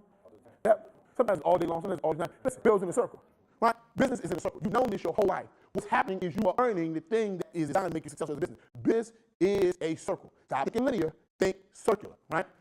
Listen, people quote me all the time, but they only quote one half of it. Do business with people who do business with you. That's what people know. Here's the full quote. So if you ever use it right. Do business with people who do business with you, and you're always in business. You want to know why that's true? Because business is a circle. Do business with people who do business with you, and you'll always do business. Because business is a circle. All right, third confession. Third rule of this. I must turn problems into products. I must turn problems into products. I must turn problems into products. Here's what I want you to know. All products are the solution to somebody's problem. Right? All products are the solution to somebody's problem. So here's what I that. I grew up in a place called Landover, Maryland, and a place in a community called Palmer Park. It was the hood, right? It was low-income neighborhood. We had pawn shops, right? We had liquor stores on every corner. And in my neighborhood, they didn't have banks. And the reason why they have banks is because they thought it was a bad neighborhood. And so one day, my mom got off from work, and normally when my mom got off work on a Friday, she would drive all the way across town to a place called Forestville, Maryland, to cash a check at this bank called Petro Bank. And this particular Friday, we didn't go across town to cash a check. This particular Saturday, we went to the rec center. So we get to the rec center, I'm thinking, well, we're at the rec center, okay, well, maybe we're going to play some bumper pool, because I know I was a bumper pool champion. But bumper pool tables were put out. We went into the gymnasium, I'm thinking we're going to play basketball, but the chair's down, and so we're there for a community meeting. Now, in the community meeting, there's these people, there's Candy Lady, and all the people that you know in your neighborhood. And they're all sitting there, and sitting at the front table were these businessmen, and they had, suits, and they had briefcases, and they had things like that, and we knew they didn't belong in the neighborhood. They didn't look like us, but we knew they didn't belong in the neighborhood. Palmer Park was primarily an all-black neighborhood. So anyway, they bring the meeting to order. When they bring the meeting to order, here's them. They get up there and they say, okay, here's issue number one, here's issue number two, and they get to the main issue. Why don't we even need banks in the neighborhood? The guy gets up there and he says, the reason there's no banks in your neighborhood is because the people in your neighborhood are always taking out more money than what's in their bank account. And we are not in business of losing money. All that did is make everybody in the room go off. Right? It started when he said, "Do people," right? But after that, after the words, he was just doing for. Well, anyway, every 6 months or so, they would have this same doggone meeting. You got to keep in mind, I'm a kid. I'm a kid saying the same meeting, wondering why they're having the same meeting. The guy's still saying the same thing. And I just wasted my Friday again, where I can't play bumper pool, can't play paintball, can't play basketball. Don't get any ice cream after my mother cashes a check because we got to come to this dumb meeting. Well, here's what happened. The problem, as they say, because you got to turn problems into products, right? The problem was the bank said that we were taking out more money than what we had in our bank account. So I believe that somebody said that basically we got to turn problem into a product. So one day they opened up a bank. It was called Nations Bank. And I believe that somebody in Nations Bank said, we're going to create a product for this problem. And they created a product called overdraft protection. They made so much money on overdraft protection, right, that other banks started copying them. They made so much money on overdraft protection that Congress had to step in and start regulating how much money you can make from overdraft protection. They made so much money from overdraft protection that they went on to become one of the top 5 banks in the country, which is now known as Bank of America. All because somebody had enough sense to say you got to turn problems into products. You get that? So write this down. I got to turn problems into products. Look, this ain't no secret sauce. You're like, oh, really? No. Listen, I'm going to give you a simple rule. Like, look, put this on your refrigerator. Take a piece of paper, write I'm going to turn problems into products, sit it on your refrigerator. Write it again, stick it on your mirror. Write it again, stick it in your car. All those pictures that you got on your phone, make the picture on your phone, I got a problem in the product. So take a picture of what you wrote, right? I guarantee you, if you focus on this for 2 weeks, I guarantee you, what you will start to see, yourself as a problem solver. All products are the solution to somebody's problem, right? Everybody get that? Now watch this. I told you business is circular, right? And, 10, 12 years ago, when you got your first cell phone, you probably had the Motorola StarTAC phone. They charged for like 2 weeks. It couldn't do anything with make phone calls, but long and 10. You charged one time charge all week. But when I was in real estate, where's real estate lady at? Oh, good gracious. Well, you everywhere, right? But in real estate, I had a phone, I had a GPS, I had an iPod for music, and I had a digital camera. So I want you to imagine, I got my cell phone in one pocket. I got Canon in another pocket. I got my iPod in another pocket. I got my Canon in another pocket. I got my GPS. I pull that down and put it in the dashboard so nobody can steal it. It's all the devices that we have, right? And I believe that somebody come along and I turn these problems into products. Along comes Steve Jobs. What he says, basically, I'm going to create an iPhone. Now you can play your music, listen to your music, make phone calls, use this as your GPS system, and take cameras all in one device. He turned a problem into a product because all products are the solution to somebody's problem. You get that? It's a business class, by the way, so if you didn't realize that, this is business class. Also, this is in this church. Now, here's the thing, is that after he solved this problem, write this down. Here's the second part of that, right? All solutions create new problems. So the first thing he did was solve the problem about having all these devices. But once he solved the problem, it created a new problem, right? The new problem was now the iPhone was fragile, so I needed a way to go on it. A case, right? It basically didn't stay charged more hours, so I needed home charger, car charger, extra charger, office charger, right? Then they made it illegal to be on the phone because now people were really using their phone. So they were using their phones while they driving. So now you needed a hands-free driving kit. I needed a Bluetooth earpiece. I needed what? Right? You needed all this stuff to go on your phone. And then the iPhone did something cool that the other phones couldn't do. You could actually get on the internet with it. So now you need a data what? Yeah, because all problems, all products are a solution to somebody's problem, right? And all solutions create new problems, right? And so the thing that you got to understand is you might do ID Life, you might do Skinny Tea, right? You might do ID Millionaires, but we're all in the same business. We're all in one business. Our business is in the problem-solving business. All you got to do is turn problem to product. The reason why God made you aware of it is because more than likely you are the solution. All you got to do is figure out how you are the solution. It's your awareness that makes you in the best position to solve it. Get it? Let me tell you something. Write this down. Most people get in business because they're trying to get away from this. But let me tell you something. Don't get so far away from the problems you don't understand the people who have it. Don't get so far away from your problems you don't understand the people who have them. Let me give you some story about people who are too far away from the problem. See, there's this company called BlackCEO here, right? They said, oh, people need movies. They knew the problems. Eventually, they became too big, right? And your mom said, don't get too big for what? Yeah, don't get too big for your riches, right? Lord, my mom said that was some time too, but that was from close company. But, you know, what happened was they got so big that eventually they did their pulse on the problems for the people they call serve, right? So along comes this company called Netflix. Netflix goes to Blockbuster and says, look, people hate, don't be kind of lying. They hate late fees. Remember late fees? We hated late fees, right? We hated late fees. Didn't we all hate late fees? We hated late fees, right? We hated having to wait for movies and things like that. Netflix came to the idea, Blockbuster thought it was a ridiculous idea, decided they weren't going to do it. Now, fast forward 10 years later, I don't even know if I don't know if you can even find a Blockbuster anymore. Matter of fact, if you find a Blockbuster sign, they might consider it, and your kids won't know what Blockbuster is. Because you know what? Blockbuster got their lunch to eat. Everybody say chomp chomp. Yeah, so here's what happens when your finger off the pulse of problems. What's happening? Somebody gonna eat your lunch. Everybody say chomp chomp. Somebody gonna eat your lunch if you don't constantly stay in tune with the problems people have. Don't get so far from the problem that you don't understand the people that have. Most times people get in business because they're trying to get away their problem. But when you get in business, what you're trying to do is get closer to the problem so you can solve it. I must turn problems into what? I must turn problems into what? I must turn problems into what? Right. We gotta keep this top mind. Right? And it happens all of the time. The company called BlackBerry said, okay, yada, yada, yada, people like the keyboard, and all of a sudden, got too far with a problem. Along comes the company, never made a phone. BlackBerry never thought that they want to be successful. They create a phone and basically put BlackBerry out of business. At they learn. Everybody say chomp chomp. Chomp chomp. See, the thing is, I want you to write, and I want you to write this down. Look, your problems are blessings in disguise. Your problems are blessings in disguise. If you start focusing on the problem, not from the perspective of how much of a burden it is for you, but how you want to find a solution to it, you'll actually be more successful. There was a young lady in here from my econ. I saw last night. She's here. You basically, here's what you said. And you were transparent and tell all your business. You say, look, I had something I had to get together in my own life, financially. That's what you said, right? And you said, that's why I chose my econ. They basically helped me get my personal economy together. There's some things I had done with my own money. You said, I'm going to solve the problem. I'm going to go out with my econ, solve the problem. But now that I realized that I had this power, guess what you start realizing? That there are other people just like you who got what? Problems. Basically, they're not managed their personal economy. They don't have a job. It's how they manage the money. They needed help. You know why you're going to make some money? You want to know why you're going to be successful? Because you have your finger right on the problem. You're going to be able to talk to them. You're going to be able to talk right to the problem. So if you can't speak to the problem, that the people, they're never going to resonate with you anyway. Everybody get that? So, first you got to turn your problems into products, right? The second thing you got to do is you got to market the product. Write it down. You can market the product. Or correction, market the problem. Market the problem. Don't market the product.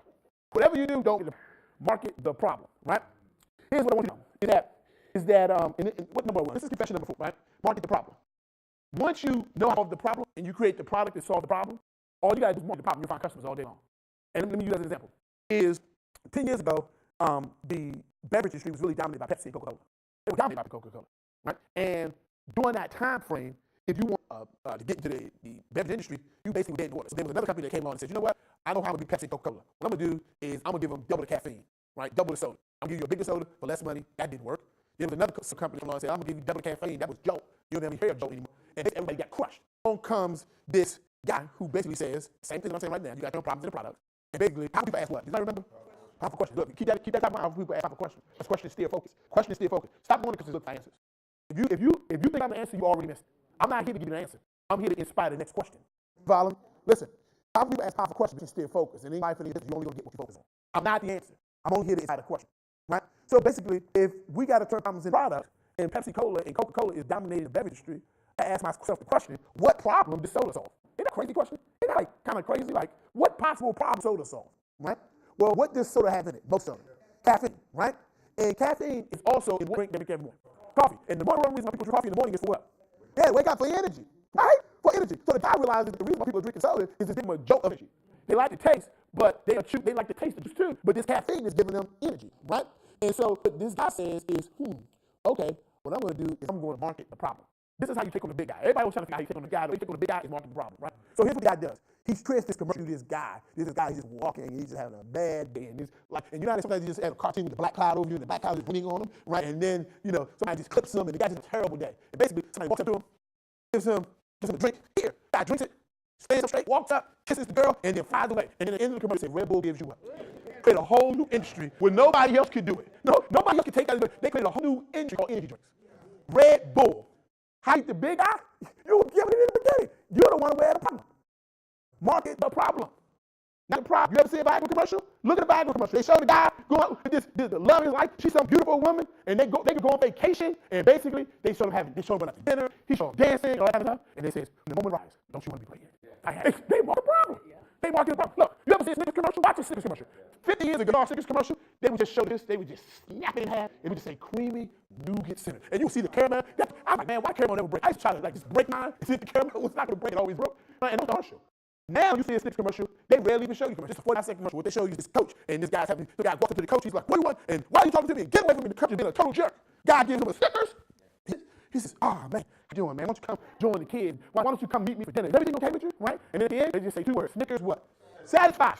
Snickers satisfies, right? The cure to world hunger is that no country's been able to, no smart people, that the cure for world hunger is what? A Snickers. Snickers satisfies. What they did was market the problem. On a 45-second commercial that they spent millions of dollars for, 40 of the seconds is spent marketing the problem. 5 seconds of it is spent showing the product. And you spend all your time talking about the product. Something's wrong. Something's wrong. The secret to your success is keep talking about your personal problem. Be authentic. The marketplace is crying out authenticity and creativity. Look, I'm on a journey right now. It's called the New Business Revolution. And the New Business Revolution is saying, you know what, we got to do business different ways. Not like my general rules. Everybody else does something. One thing, do exactly the opposite. You're probably doing the right track. Right? So this is all of the New Business Revolution. Right? Confession number 5. Now this market the problem. I'm walking y'all through a system. This ain't no motivational talk. This is a process. Right? Sell the vision, position the product. Sell the vision, position the product. Can I say something, y'all honest? I'm probably going to get roasted on saying this. But I'm okay with that. We have got to stop trying to help people. Selling is actually, the way you're trying to sell, the way that you sell traditionally is a result of no business thing. Because when we think of selling, we think of pushing something on somebody, shoving something down somebody's throat. Nobody likes, a salesy person. You don't have to be selling yourself, right? You guys know you learn from Trey Brown how to do sales a different way. Here's what I want you to know, is that instead of trying to sell people, let people choose you. See, what's happening is we are so uncomfortable and we have so much fear and insecurity around whether or not people will choose us that we feel like we got to push them to sell. Like we got to drive them to sell down their throat. But that you position correctly, they'll choose you. I'm on a new movement, like don't sell them, let them choose you. My whole movement, like anybody's in the BlackCEO Facebook group, right? If you go to BlackCEO tribe that comes to watch, you know the thing you're not allowed to sell your ears. What you are allowed to do is tell people about what you do and why you do it, and then just let them choose you. If they want you, they'll choose you, right? You feel much better in the end because you know that they chose you. You follow me? Let them choose you. So here's the thing. Here's the way you do it. Here's how you see. What if we decided that the purpose of sales is to inspire a person to the point that they choose us? That's what the purpose of it is. That we inspire somebody to the point that they choose us. They choose our product. They choose us because they're choosing something they know is best for them. You get? I want to be chosen. I don't want you to buy because I put that in your throat. I don't want that. I want you to choose me because it feels better for everybody, right? Now watch this. The first thing you do is sell the vision, and you do what? Position. You got to sell the what? And what? Okay, when I'm going to repeat that same statement again. 1, 2, 3. Sell the vision, position the product. 1, 2, 3. Sell the vision, position the product. One more time. Sell the vision, position the product. Okay, that sounds nice and that sounds cliche, right? Break it all the way down, right? When I say it's a vision, that means help them see what you see for them. Everybody see my fingers? Help them see what you see for them. Repeat after me. 1, 2, 3. Help them see what you see for them. Right? Now, do it with your fingers. Get your finger up. I know you write your notes, right? 1, 2, 3. Help them see what you see for them. Right? 1, 2, 3. Help them see what you see for them. Right? Right. So here's the thing, is that powerful people ask what? Right. Just teach you, by the way. This is we're going to do precept upon precept, right? Is if powerful people powerful question, right? I said you got to help who see? What? But for what? So if I'm a powerful people ask for questions. They're focusing on your life, you're going to get what you focus on. Somebody give me a powerful question. I got to help them do what? See, right? So what's the question? If I got to help them see what I see for them, right? If I got to help them see what I see for them, what is the question that I should be asking myself? I told you I'm not the answer. I'm here to inspire questions. What do you see? Stand up. Come on down. Come on down. I believe you save yourself for you. Come on down. Come on down. Now, I'm like that. I want you to look at me and say, well, what your name is and tell what your business is. What? You can help me, son. My name is Jasmine McComb. Everybody say hi, Jasmine. All right, we do. I do creative restoration. What I see for my potential clients is to help them transform their lives with improving their credit scores so they can have a future with any endeavor they want to do. Okay, let's do one boss. All right, thank you. Look, you want to up here because you immediately start thinking question. Don't. It's not science. It's not like some secret answer. It's like somebody tells you something. Don't think of it as the answer. Think of what is the question that I need to ask myself based upon what they told me. I can get a result. If you keep looking for the answer, you'll get the result. What you're looking for is the next question. Answers don't drive your focus. Questions do. You have a subconscious mind, and then you have a conscious mind. The purpose of your subconscious mind is to answer questions that your conscious mind puts to it. Listen, I saw a post on Facebook that said, if you knew mine was an app, you might actually use it. Yeah, you might actually use it, right? The purpose of your conscious mind is to ask questions to your subconscious mind. The purpose of your subconscious mind is to answer questions that your conscious mind puts. Who never had a problem, went to sleep, and woke up with the answer? Yeah, you got to learn how to make your mind work for you. Sell the vision, position out. The next possible question is, what do I see for them? Listen, all in my econ, you and IB Suite, you got God Millionaires and doing credit. Every time you get in front of somebody, you got to ask yourself the question, what do I see for them? It's just a question. Ask me to do it on the phone, what do I see for them, right? What do I see for them? If you don't see it, guess what? It ain't your client. When you can't see it, right? People buy clarity. Clarity means that which you can see clearly. That which you can see clearly. People buy clarity, right? People buy the thing that they can see clearly, right? So you got to ask yourself a question, what do you see for them? And then all you have to do is articulate that what you see for them. And the first thing I got to do is I got to sell the what? I got to sell the vision, right? I got to sell the vision, right? So here's the thing. If I'm selling the vision, that's what? If I'm selling the vision, what's the first thing that the client or customer buys? The vision. Give Kevin a round of applause, right? If you're selling the vision, what they buy is the vision. What you need to buy on the vision. Let me tell you why most people fail in sales. Well, fail in sales because they never got a buy on the vision. The only person that bought in was them, right? So what happens is you have to get a buy on the vision. Listen, it's a thing called commission-based sales. In commission-based sales, you don't have permission to sell the client anything until you have a buy on the vision, right? See, listen, when you go into sales conversation, they already know what you want them to do. They buy something from you. They buy something from you. They know you want that. But the question is, what do you see for them? Because then you sell the vision and you position the product. You're positioning the product as a way for them to achieve their dreams, their goals, their aspirations, their agenda, right? It's about them, right? See, when we can demonstrate that we care about the client demonstrates they care about what we want, right? If you're helping other people get what they want, you get everything you want. It's exactly, right? Right? So what happens is you need a buy-in on, right? Now, here's what happens when you get a buy-in on the vision, right? Is that, who is this person that do car? Just raise your hand. If you've ever purchased a car, raise your hand, okay? All right, now, most people, when they go to buy a car, they don't want a car that everybody has, right? So what we do is we go to the dealership, we buy a car, right? Buy a car that we don't think everybody else has. The moment we buy that joker, what's the first thing we notice? Everybody got this car. Is it that everybody suddenly bought this car? No. It's just that until you bought into it, you couldn't, right? You got to see it before you see it, or you'll never see it. When you sell the vision, it is because you're trying to help them see it. People buy clarity, write it. People buy clarity. They got to see it before they see it, or they'll what? Never see it. They will never see it. So what's happening is as soon as they buy into the vision, the first thing they can do now is see it, right? And now on fire, and now you got to do is position the product as a way for them to achieve their vision, their dream, the thing that they now see. You got to see it before you can see it, or you'll never see it. See it before it manifests, right? And then you'll see it. See it before you see it, or you'll never see it. If you don't see it before it manifests itself, you'll never see it anyway. Everybody? Before you see it, you never see it. Sell the vision, position the product. And you position the product for them to achieve their dreams, their goals, their aspirations. All you got to do is ask what they see. Now, here's the thing. Before you can see something for somebody else, you got to ask some questions. You in my econ, you got to say, state of your finances. And if you're not be transparent, it doesn't matter what I'm selling, he's not going to be able to help you anyway. Like what's the real deal? We got houses, cars, cable, and phones, but that is not an indication of how well we're doing financially. You get it? See, your client is the client that's going to be transparent about their situation. They want to be transparent about their situation. You can help. They're not. It's just a gimmick, right? And sooner or later, all you do is fall. You get it? All right. So you help them see what you see for them, right? Confession number 6. People don't buy products and services. You actually don't buy products and services, so stop selling them. What people don't buy products and services, what they really buy is the brand, right? So do a favor, indulge me, right? If you ever purchase peanut butter for yourself, for your kids, your nephews, if you ever purchase peanut butter in your life, stand on your feet.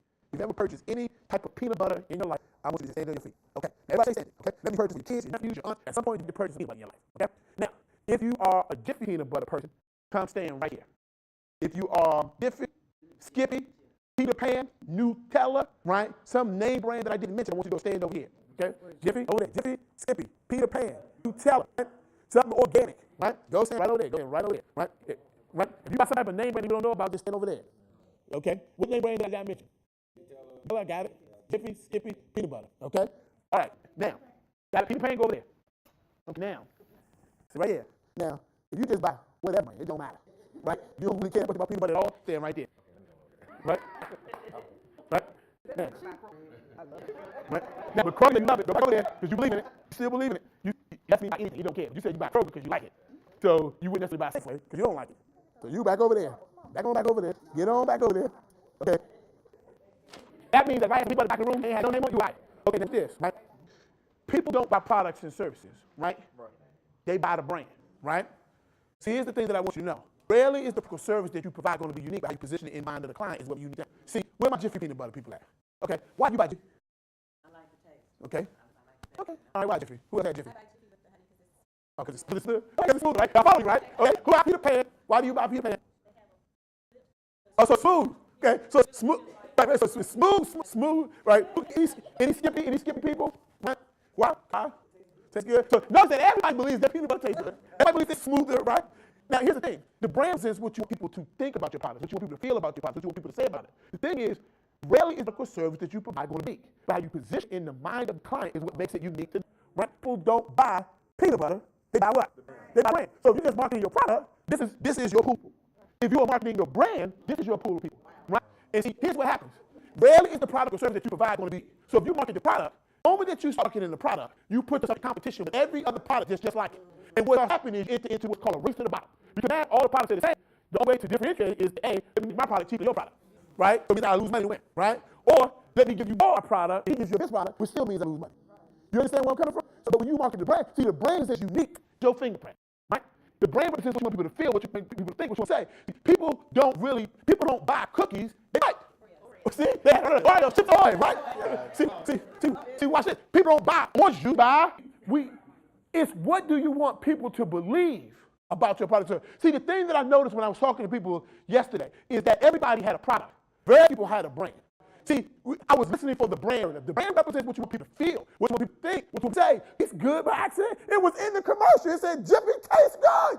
It was in there. They remember the old commercials? They said, look, peanut butter and peanut butter B, right? They said, Pepsi did it, right? And it was designed, the commercial was designed to make you believe that this tastes better. So you believe that Jiffy tastes good because they put a commercial out. They said it tastes good. Jiffy peanut butter, Skippy, Nutella, all that tastes good, food, right? You tell all of them, right? You're building out your brand narrative is really what helps people think about your product and service in a different way.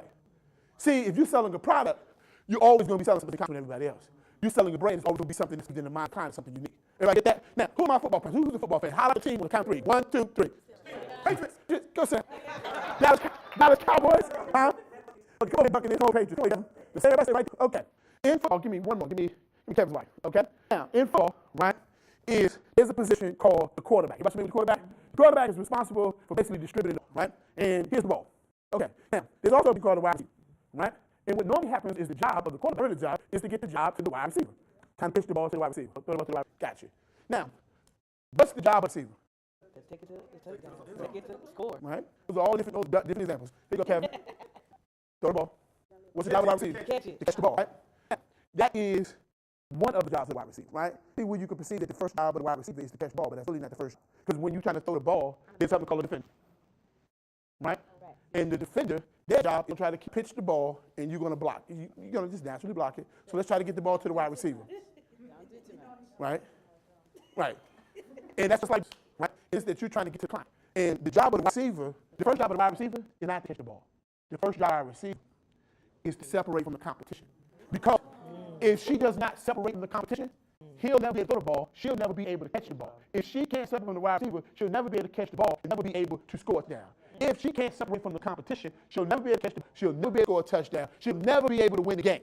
If she doesn't separate from the competition, she'll never be able to catch the ball. She'll never be able to score a touchdown. She'll never be able to win the game. She'll never get to the play. If she can't separate from the competition, she will never be able to get the ball. She'll never score a touchdown. She'll never win the game. She'll never get to the playoff. She'll never get to the championship. If she does not be able to catch the ball, never be able to score a touchdown, never be able to get to the playoffs, never get to the championship, and never win the Super Bowl. If you don't learn to separate from the competition, you will never be able to catch a client. You will never be able to win in your business. You will never win the championship, and you will never leave a legacy. Because your first job is separate. You have to figure out your why. You have to be able to describe to the client within you. People don't buy products and services, they buy the brand. See, when I was little and I went to the store with my mom, and while I was in the store, we went down the cereal aisle. And while I was down the aisle, I saw some cereal and I started going, "Cool for what?" Yeah, I thought, "Oh my goodness." But then look, I spotted my, "Oh, stop. Well, I gotta have some Fruit Loops." My mama reached out for the Fruit Loops. You know what I'm saying? Saw her hand, just drop. And it moved past them Fruit Loops. And it moved on to them Fruity O's. It was on the same shelf with Captain Munchies, right? And I knew over. So I said, no, Mom, no, I don't want no. So my mama, people ask powerful questions. My mama, she reached out with the other hand, and she grabbed the Fruit Loops. But I was 5. So I'm telling you, my mama got one hand on the Fruity O's, and she got another hand on the Fruit Loops. You know what I was thinking? Maybe the Fruity O's are for her, and the Fruit Loops for me. That's perfectly all right. Okay, so here's what happened. Then my mother asked me the question. She flips it over on the back. She flips the back of Fruity O's over, she flips the back of Fruity Loops over, and she says, now, this has the same ingredients as this. See, this has the same thing. See, this has the same thing. See, this one is the same color. See, this is the same color. See, this one is the same shade. See, this is the same shade. And after she won, do you want? And so I paused. I wanted to be studious. I said, I'll take the Fruit Loops. Because people don't buy products, they buy the brand. And the brand is how you separate yourself from the client. See, listen, the brand always equals more money. Because when you are selling the brand is worth more money. And when you say faster, and there's going to be somebody better, right? But when you're selling the brand, right, it's as unique as your fingerprint. So stop selling products and sell a brand. You get it? Selling products and sell the shit. Stop trying to be salesy and let people choose you. You understand? Everybody gather around the circle right here. Grab around. I'm going to give everybody, I'm going to give y'all what's called 6-minute, 6-figure business plan, right? And I'm going to pick on you. Come on out here. I want you to draw me a big circle right here in the middle. Draw me a big circle. Okay? Now, here's the thing. The thing that I teach you, or I'll give you the blueprint, right? The thing that I want to teach you is that first there's a difference between having a profitable product and a profitable model. You know, some people have a profitable product, but it'll only be profitable for a little bit of time because they don't have the right model. Does that make sense? Now, the other thing I'm going to do is, and y'all hear me on this one, stop doing personality-based purchasing. Stop buying based upon how you feel about the person. You have to evaluate based upon systems and processes. I don't do personality-based purchasing. I do not believe in personality-based purchasing. Okay?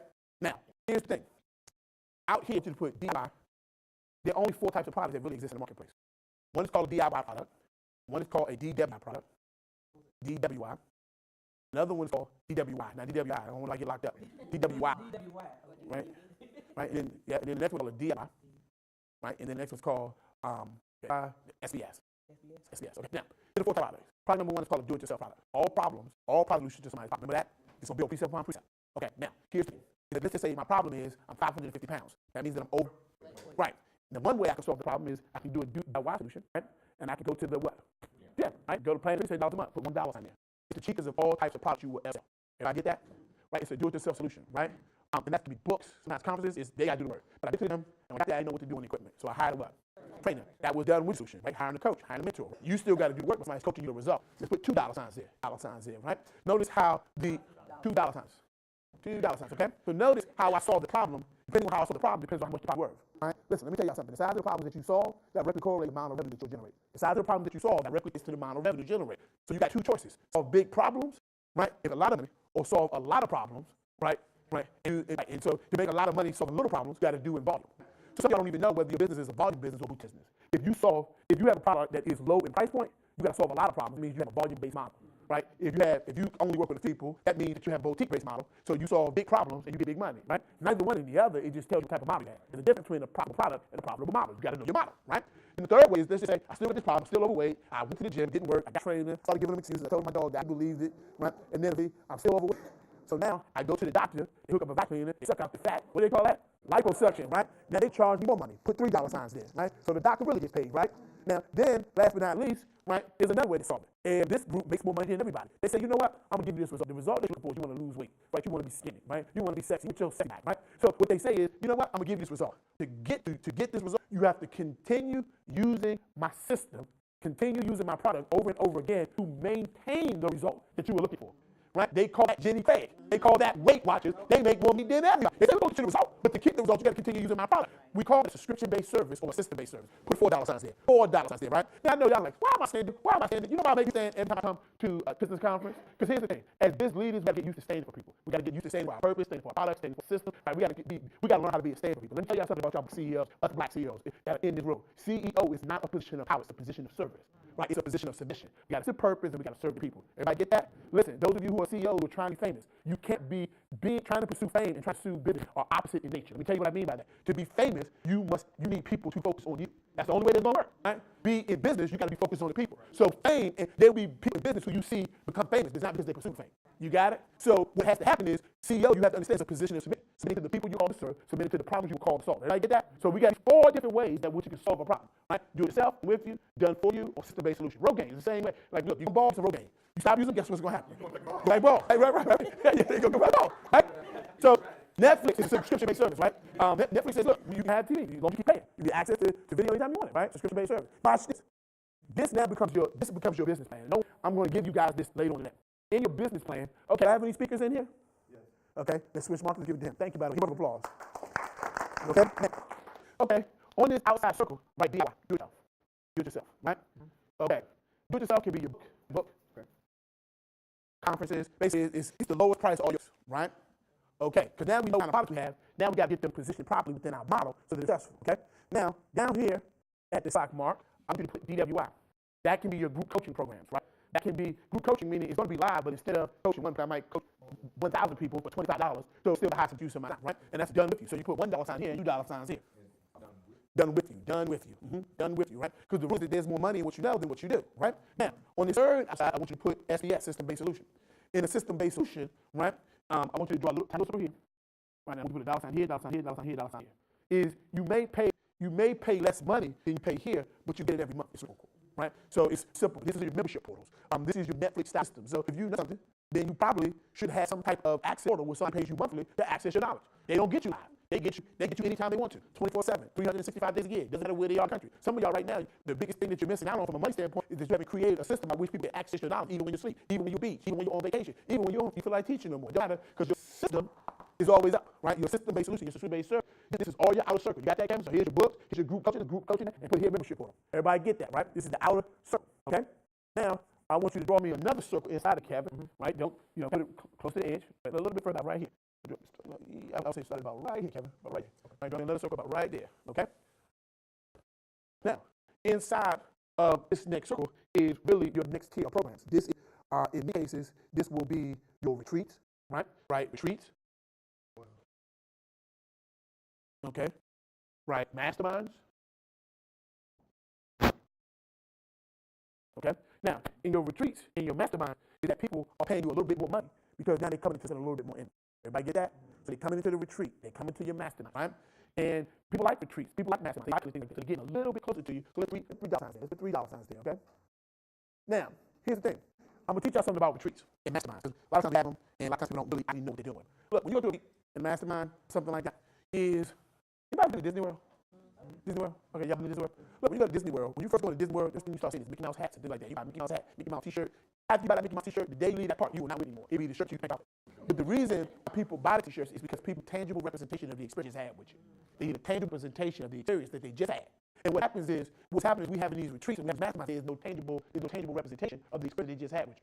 What I recommend if you're doing a retreat, you mastermind retreat, you only get 20 and 30 people anyway. Interview the people that will part of the retreat and create a book on their just to find that. So when you say, hey, when I'm doing my women's retreat, not only I'll be in a retreat together, but the fact that we are in a retreat together, all right, now we're going to create a book about living our dreams. Now I had the Travel Ladies Club. We went to a retreat for traveling. We also created a book at Leon, and now we organization to be a part of the book. Now I can go from a $9.99 mastermind to a $5,000 mastermind because now I'll be in a book too, and I'll be in a retreat, and I'll be blind, and I'll be in a great place. Yes, count me in. You got it? That's for you, right? So we got your mastermind, we got your retreat. Now put another circle there, right? Okay. In this circle right here, this is your coaching. Right? And I'm going to tell you something. Something's coming. In fact, I want you to come in because I want to tell you this. Watch that cord. Because something's going to happen. Okay. In the coaching, most people who do business coaching really do it month to month. You should do it that way. Because there is no result that you're really going to produce somebody that's really serious that you're going to be able to do in like 2 weeks or 2 months. That it must be finished before they commit to start. Coaching done is a contract. Right? There's more money in what you know than what you do. Right? So in other words, there's not coaching you month to month. It's a contract for either 12 months or 6 months. Right? So say in this situation, you may say, hey, I'm Coach Kevin, right? I don't work with you month to month. I have a 6-month contract and I have a 12-month contract. The 6-month contract maybe $6,000. For a contract maybe $12,000. But it is a contract, right? So a contract for service. And when you do that contract, they should have to put 50% down, right? And they should have paid off the balance of that coaching contract long before. Usually within half time, so 6 months, they should have paid the whole contract off 90 days. When you say, what, they can't afford it, then they don't need this product, they need this product. You follow me? You don't have to be salesy, let them lose it, right? Okay, now, so you can put, your coaching should be a contract. Everybody get that? Okay, now put another circle. This is the last circle. And then we have a serious talk. This right here is your DFI, done for you. Anytime you are doing something for them, where's my credit repair lady? Is it there? Right, credit repair. There's some people who want you to do it. Well, Coach Williams, some people you do it, right?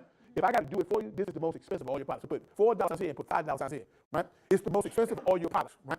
Now, here is the rule, and I'm going to show you where the breakdown is for most people's businesses, okay? All right, Kevin, step to the side for me. Okay, now, here's the thing. All right, Kevin, you stand right there now, you see life. Okay, now, right? Come on a little closer, I want you to see it. Okay, look. Look, first you got to build your business from the outside in, right? Because what happens is, first you build the outer ring of your business, and then after you finish building the outer ring, you start selling this outer ring, right? Once you're selling this outer ring, you start building the second ring. So while you're selling this ring, you're building this ring. What happens when I finish building the ring? I start selling it. Who do I sell it to? People in the outer ring. Rarely, listen, sometimes you don't need more clients and customers. Sometimes you need more clients, more the customers already have, spending more money with you. iPhone 1, iPad 2, right? So layer upon layer upon layer. I got it? Now, once I finish building this, I'm now selling to these people, but I'm also now starting to build this ring. Everybody get it? Now, once I finish building this ring, I do what with it? So I start selling it to what? To this ring. And then while I'm selling this to this group, I'm also now focused on doing it with this ring. Building. So I'm selling and building. I'm selling and building. I'm selling what? Selling and building. Selling and building. Selling and building. Right? And here's the rule: that the closer people get to you, the more you're worth. The closer people get to you, the more you're worth. Right? And what's happening is you not realizing that what happens is the majority of people in the personal and professional development phase are grossly underpaid for the value they get into the market, because they don't realize that the closer people get to you, the more you're worth. Right? And then once you finish building this, you sell to this group, but now there's another little ring, because now you're selling to this group, but now you are developing yourself. Right? And what's happening is it's time to work on you.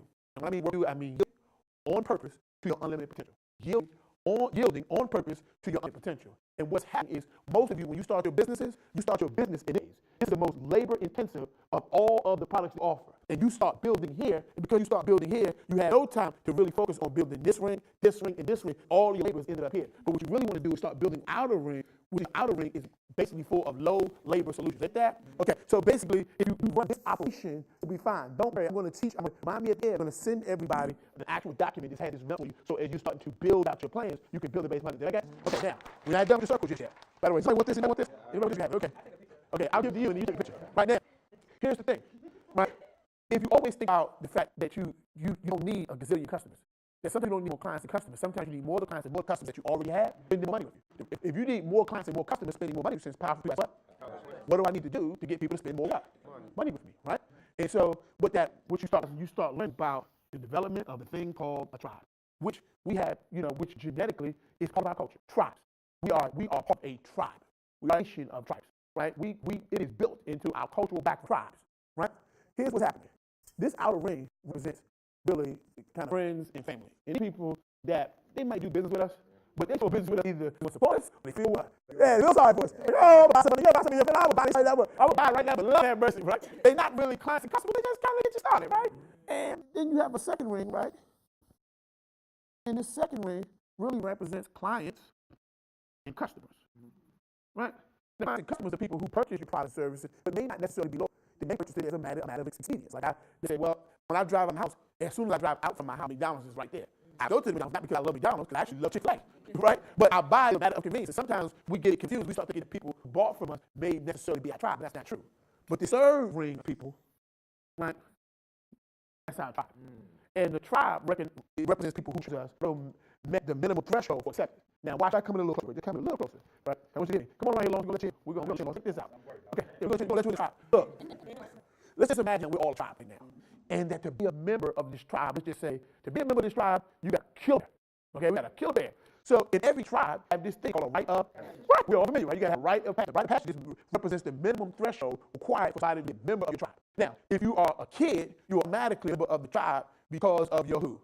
Right, age and your who? Your parents, right? Now, but eventually you're going to a certain age, and then you have to meet the minimum threshold for what? In a tribe, and you have to go through the rites of passage, right? So just say that part of this rites of passage is you got to go out and kill a bear, right? Everybody say, you got to kill a bear, right? Now, here's the thing. All that training that you've gone through, all things that you learned, all of your experiences, all of your skill sets, everything has come to this moment where we've been teaching you to go out and kill a bear, right? And when you go out to kill this bear, you ready, you got your clothes, and you got your bare hands, and you got to kill this bear. Now, when you go out to kill this bear, that's what the bear's going to do. He's going to try to kill you too, right? Try to figure out a way to kill this bear. But if you don't kill this bear, you're not going to be part of this tribe. Here's the thing that I came to tell you. Each of you got to go out and kill your own bear. Now, here's the thing. Sometimes I meet people that say, I work with this program, and I work with this person, I hired that person, I did this, right? I don't care who you hired, right? Swipe and succeed is not a business plan. Swiping your credit card does not guarantee success. You still got to kill the bear, right? You don't kill a bear, you're not a member of the tribe, right? Sometimes you're like, I'm going to go be friends, personality-based person. I'm going to be buddy with the person who killed the bear. But guess what? When you become buddy with the person who killed the bear, they are a bear killer. You still got to what? Because everybody's got to kill their own bear. You're an entrepreneur, right? You got to kill your own bear. And when you try to kill the bear is going to kill you too. The bear got some claws. The bear got some teeth. The bear going to make out bankruptcy. The bear going to wreck your car. Sometimes you sleep in the enemy. Sometimes, look, the bear got some bites. So when they come for your lunch, they try to eat your lunch. When they try to take your business, when they try to take your, you got one responsibility. You got to what? Kill the bear. Everybody's got to kill their own bear. I don't care what happened to you. I don't care what the bear did to you. I don't care how much you spent. I don't care what coach you have. You can hire all the coaches you want to. The coach is not responsible for the bear. You got to kill the bear. I don't care what program you bought. Program doesn't care. You got to kill the bear. I don't care what obstacles you face. It's still your bear kill. And until you kill the bear, you're not a member of the tribe. You call yourself a black CEO. You want to call yourself an entrepreneur. You got to kill the what? Bear. Yeah, you got to kill the bear. That means you got to go out there, you got to close the deal. That means you got to generate revenue, and that means you can do it frank, you can do it scared, but you still got to build a bank. Everybody get it? You got to kill your own bear to be a member of this tribe, right? This tribe right now, there's going to be people that want to join. When we leave here, this is not the end, this is the beginning. This will be the Arkansas BlackCEO chapter, and there's only one way for you to be a member. How's that? Kill the bear. You got to kill the bear. Until you kill the bear, you're not a member. You can be, what do you call it? What do you call it? Temporary member? You got to kill your bear. I don't care what the excuse is. I don't care who did you wrong. It don't matter. You got to kill the bear. Right? Now, here's the thing. This is how people become a member of the tribe. The problem is you are calling people tribe who might just be customers and clients, and it might just be family and friends. But the tribe represents your minimum threshold for somebody to consider a member of your tribe. You got now, let's just create a minimum threshold, right? Just say, I want to generate $100,000, right? And I say it's for a person to be a member of my tribe, you spend $1,000 or more during one calendar year. How much they got to spend? $1,000 or more during the calendar year. If they spend $1,000 more, the calendar year gets to be a member of my what? Right? Let's just use this as theoretically. Because it don't always have to be money-based. But they have to be a standard. Look, you can business without standard. And I'm telling you something else. Everybody remember your tribe. Look, Noah wants to build up to save the world, right? The reason why he wants to build is to do what? Save the world, right? Two things you got to be aware of in that story. He built something that never built before. Even though he built something that he had never been built before, he needed resources to build. You can't build it up without resources. So he needed resources to desire. The second thing was, who did he let on the boat? Who else put on the boat? He put them on what? 2 by 2. You want to know something? Everybody get a boat. I'm going to save the world. I'm going to do a lot of good. But guess what? Everybody getting on this boat. Everybody ain't getting on this boat, right? Now, I got to give a member of this tribe, because everybody getting on it. You got to spend $1,000 or more in one calendar year. That might be my rule, right? Now, if I get, how many people do I need to spend $1,000 or more to my $100,000? I need 100, right? I need 100, right? Let's just say, how many people do I need? 100, right? So let's just say Martina spends $50,000 with you. How much more she got to go? How much more you got to go? No, 99. Because to be tribe, you didn't spend what? $1,000 or more. I don't care what you spend, $50,000, $100,000. You still got 99 more to go. Because tribe ain't about money. Reciprocal commitment. It's about responsibility to somebody other than yourself, something greater than yourself. It's a reciprocal responsibility to something greater than yourself, to somebody other than yourself. You see, tribe is the responsibility. It ain't just on me. It's reciprocal. That's why I want y'all close, like so y'all can feel the circle. I got a responsibility to you, just like you got a responsibility. If she came in and she spent $50, because I got a responsibility to her, like a responsibility to me, I got to figure out, I got to do her to get her to the point that she spent $1,000 to me. Right? What do I have to do to get her to raise her commitment level? You get it? Because when they are tribe, they're just as committed to you as you are committed to them. So what I refer to as, Cam, you put this as hashtag tribe of 100. See, what happened is we try to build that business. We try to build it based upon money. You build the business based upon money. You can only build a business based upon tribe. You got to get some people upon your tribe, because if you don't get people that's part of your tribe, you'll constantly be looking for the next person to spend money, the next person to spend money, versus people who are constantly investing in themselves through the services that you offer. See, the question is, what's going to be your tribe of 100? See, most of you you have a lot of clients and customers, but if I ask you who's in your tribe, you don't know because you've yet to even set your minimum standard. The minimum threshold to be considered tribe. And then when you talk the resources, the majority of your resources go to what? To the tribe. Right? The majority of the resources go to the tribe. You heard me say it before. Do business with the people who do business with you, and you'll what? Always do business. I'm really just talking about your tribe. Who's in your tribe? Who's in your tribe? So everybody should be focusing on building a tribe of 100.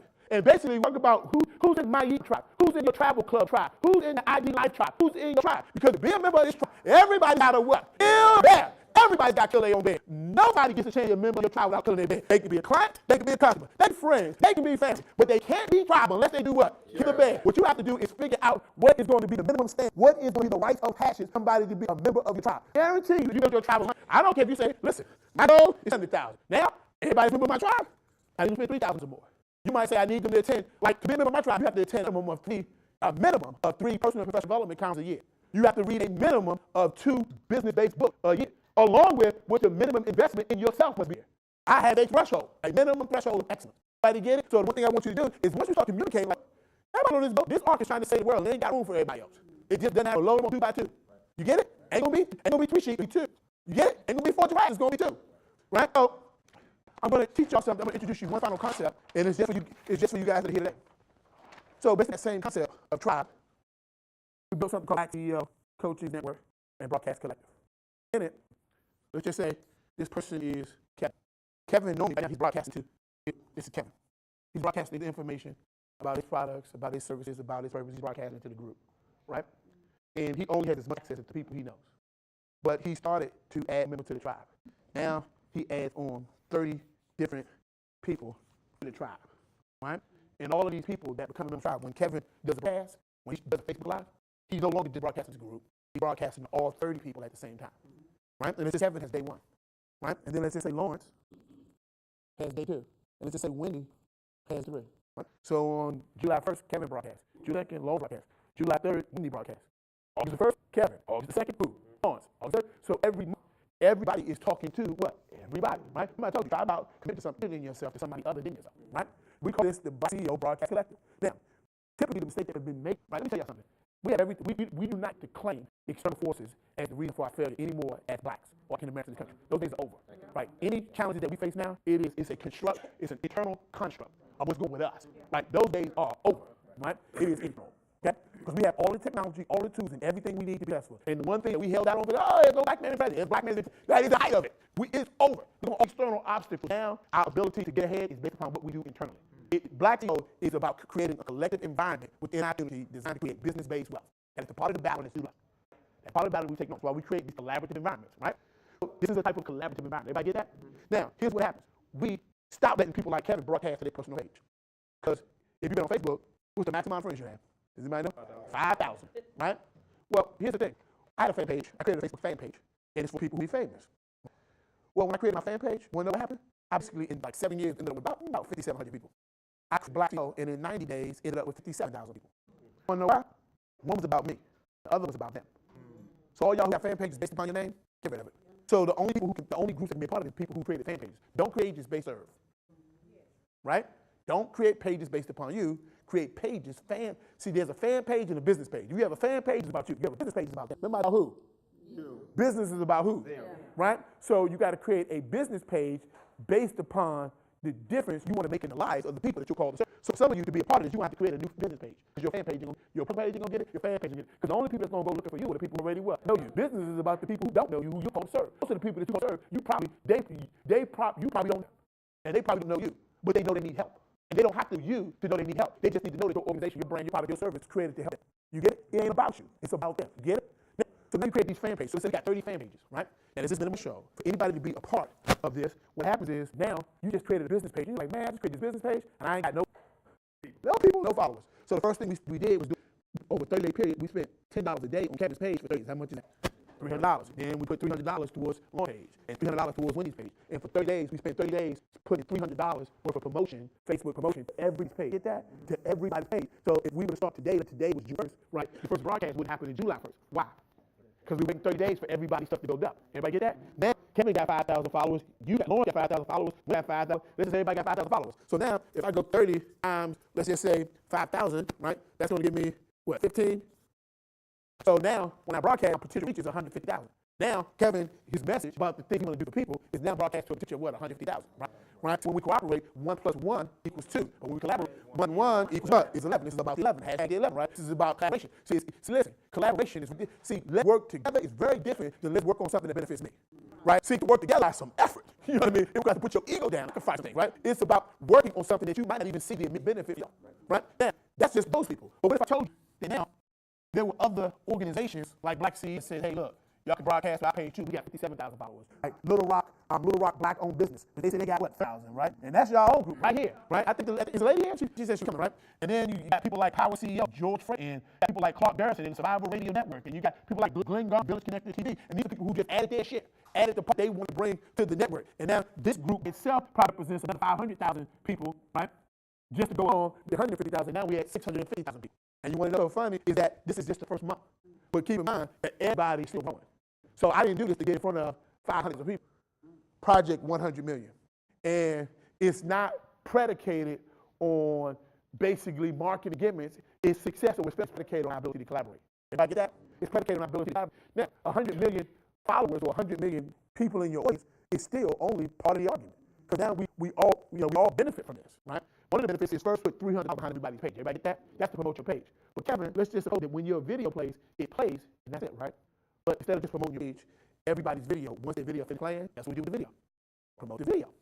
So now he has live audience, but also he has the after effect because he's still promoting his video. So each person gets their video promoted, right? Everybody get that, right? This is just strategy. This is just strategy. I got a buddy. I went to college with him. Right? There was this woman in our class. She was the finest woman in our class, or at least we thought she was. Right? I'm sure the woman that she was. Right? And everybody wanted to date her. The basketball players wanted to date her. The football players wanted to date her. The we all wanted to date her, right? My boy was the only one who had strategy. Everybody else wanted the woman. He was the only one that had a strategy to get the woman. So one day he came to our economics class late, right? He came to that class late, and I didn't know why he was late, but he went into the parking lot and he let the air out of her tire, right? He knew he let the air out, right? And she came out, she said, "Oh, my tire went flat." And he pulled up my Superman. Let me fix that. We had all the equipment.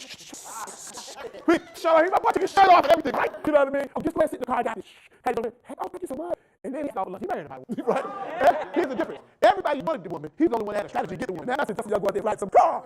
But my point is, he had a strategy and it worked. Everybody else wants on Facebook. Everybody else want to make money on Facebook. Everybody else want people to learn about their brand. Everybody want people to hear about their product. Everybody wants somebody to hear about their message. Everybody wants, but which amongst you have a strategy? You follow me? This is a strategy. And it is predicated on our ability to work together, trying about commitment to something greater than ourselves, to somebody else other than ourselves. You got it? Now, we're not done. We got all these viewers. We don't believe in selling illusion. I told you before, let people choose you. But we got a rule. So when your video gets done, first, our team gets together, and they kind of put your video and all that kind of stuff. They put the bumper, the extra stuff that kind of makes it professional. Then, while Kevin is doing his presentation, there's a little thing called a little that just says text Kevin. There ain't no selling allowed. It just says, you want to work with Kevin, text Kevin. You want to work with Lawrence, text Lawrence. You want to work with the repair lady, text her. You want to work with the lady that helps you buy houses, text her. You want to work with my kind, get the finances together, text her, right? So we give you a built-in text system. That person texts in, let me tell you what happens. When that person texts in, you get the notification so you know who's interested in you. Guess what we do with your notification? Work it. We have a sales team already put together. You know what they do? They sell you products and services. They tell people all about the products and services. So that most of y'all don't have a sales team, or most of y'all don't have a script for if you had a sales team that they can even work with. Right? So you have a built-in sales team. They call the people. You know what they get? You get 70%, sales team takes 30%. Very simple. So not only did your business get revenue, but now you created jobs for other people. Now you move beyond basically a business, lifestyle-based business. Now you start creating a lifestyle for other people. Most people say, oh, you want a lifestyle-based business. I get that. But what about your business creates a lifestyle for other people? You get where I'm coming from? So now what happens is this part, the first part is the BlackCEO podcast. The second part is you become a part of the BlackCEO coaching collective network. With that, there are people that say, hey, I'll pay you just to talk to me, just to work on my services, right? And like, hey, work with Kevin. You want to work with Lawrence? You want to work with my econ? Hey, here's what you got to do. Here's how you work with them. Here's money in what you know and what you do. Everybody get that? Now, for some of you, you might have different services that don't have coaches on us, so you have a slightly different product or service, and that's okay. But the whole point is it's designed so that when Lawrence broadcasts this video, they see it on Kevin's fan page, it doesn't feel overly salesy. What happens is, most people don't understand what BlackCEO really is. I'll tell you what it is. It is first a content distribution work. It's designed to distribute content that will be beneficial to like entrepreneur or black small business owners. Content, right? That's one of the ways that we did in the Black Chamber of Commerce. Black Chamber of Commerce is about networking, it's about helping you meet people. We're trying to distribute content. That's why you keep seeing us put videos up. That's why when we do these events like this, we don't think of things as conferences. We think of this as BlackCEO University. And every time we go into a different city, it's popular university wherever we go. So you can go in there and learn. And when it goes to a BlackCEO event, then what they know, I'm gonna learn something. Right? So it's BlackCEO University. It's public universities all around the country. Because where else you want to learn how to be a Black CEO? Here's the university. Here's BlackCEO University. This is where you go to. It doesn't exist. Right? So then the second thing is it is a product distribution network. So if you have some tennis shoes, the first thing you want to do is figure out who can distribute your tennis. Like Walmart, you say, I try to get a distribution board with Walmart so they can sell my shoes. Well, a distribution network for people, for products and services that would benefit black entrepreneurs, black small business owners. So now Kevin can go to the Mississippi branch, right? Or can go to New York branch and you can see your product and service distributed through there. So they start to take control of our own economy. You get it? Our own economy. So one of the things is that in this broadcast collective coaches network is that it's designed to elevate that. Now, being that we are a product distribution network, I can't just say that foolishness and not have a plan for how we're going to do it. Okay, this is one of the distribution networks. And one of the distribution networks is now you are the content, anything that will information that will be beneficial to in the business space. Some kind of information. Right? Or information that will just be beneficial to the black community as a whole. At the end, there's no sales pitch, so you don't have to wait to see about a pitch. No, it's very simple. You like what I'm talking about. You hear what I'm talking about. Text me. And we talk about how we can work together. Because all I did was vision and do what? Position the product, right? So everybody has the same commitment. No hard selling. Just, hey, let them choose you. And how they choose you? By texting in and then start to facilitate the conversation to see if you are fit for them, but also they are fit too. And what you know is that every time somebody sees the broadcast seeing something about you, every time your people see something, when they see something about you, they're seeing distributable content that is being distributed. And now it's not just about you. It's about, okay, every time I tune in to Kevin's page, man, every day at 7 o'clock, it's all something good that I can learn, right?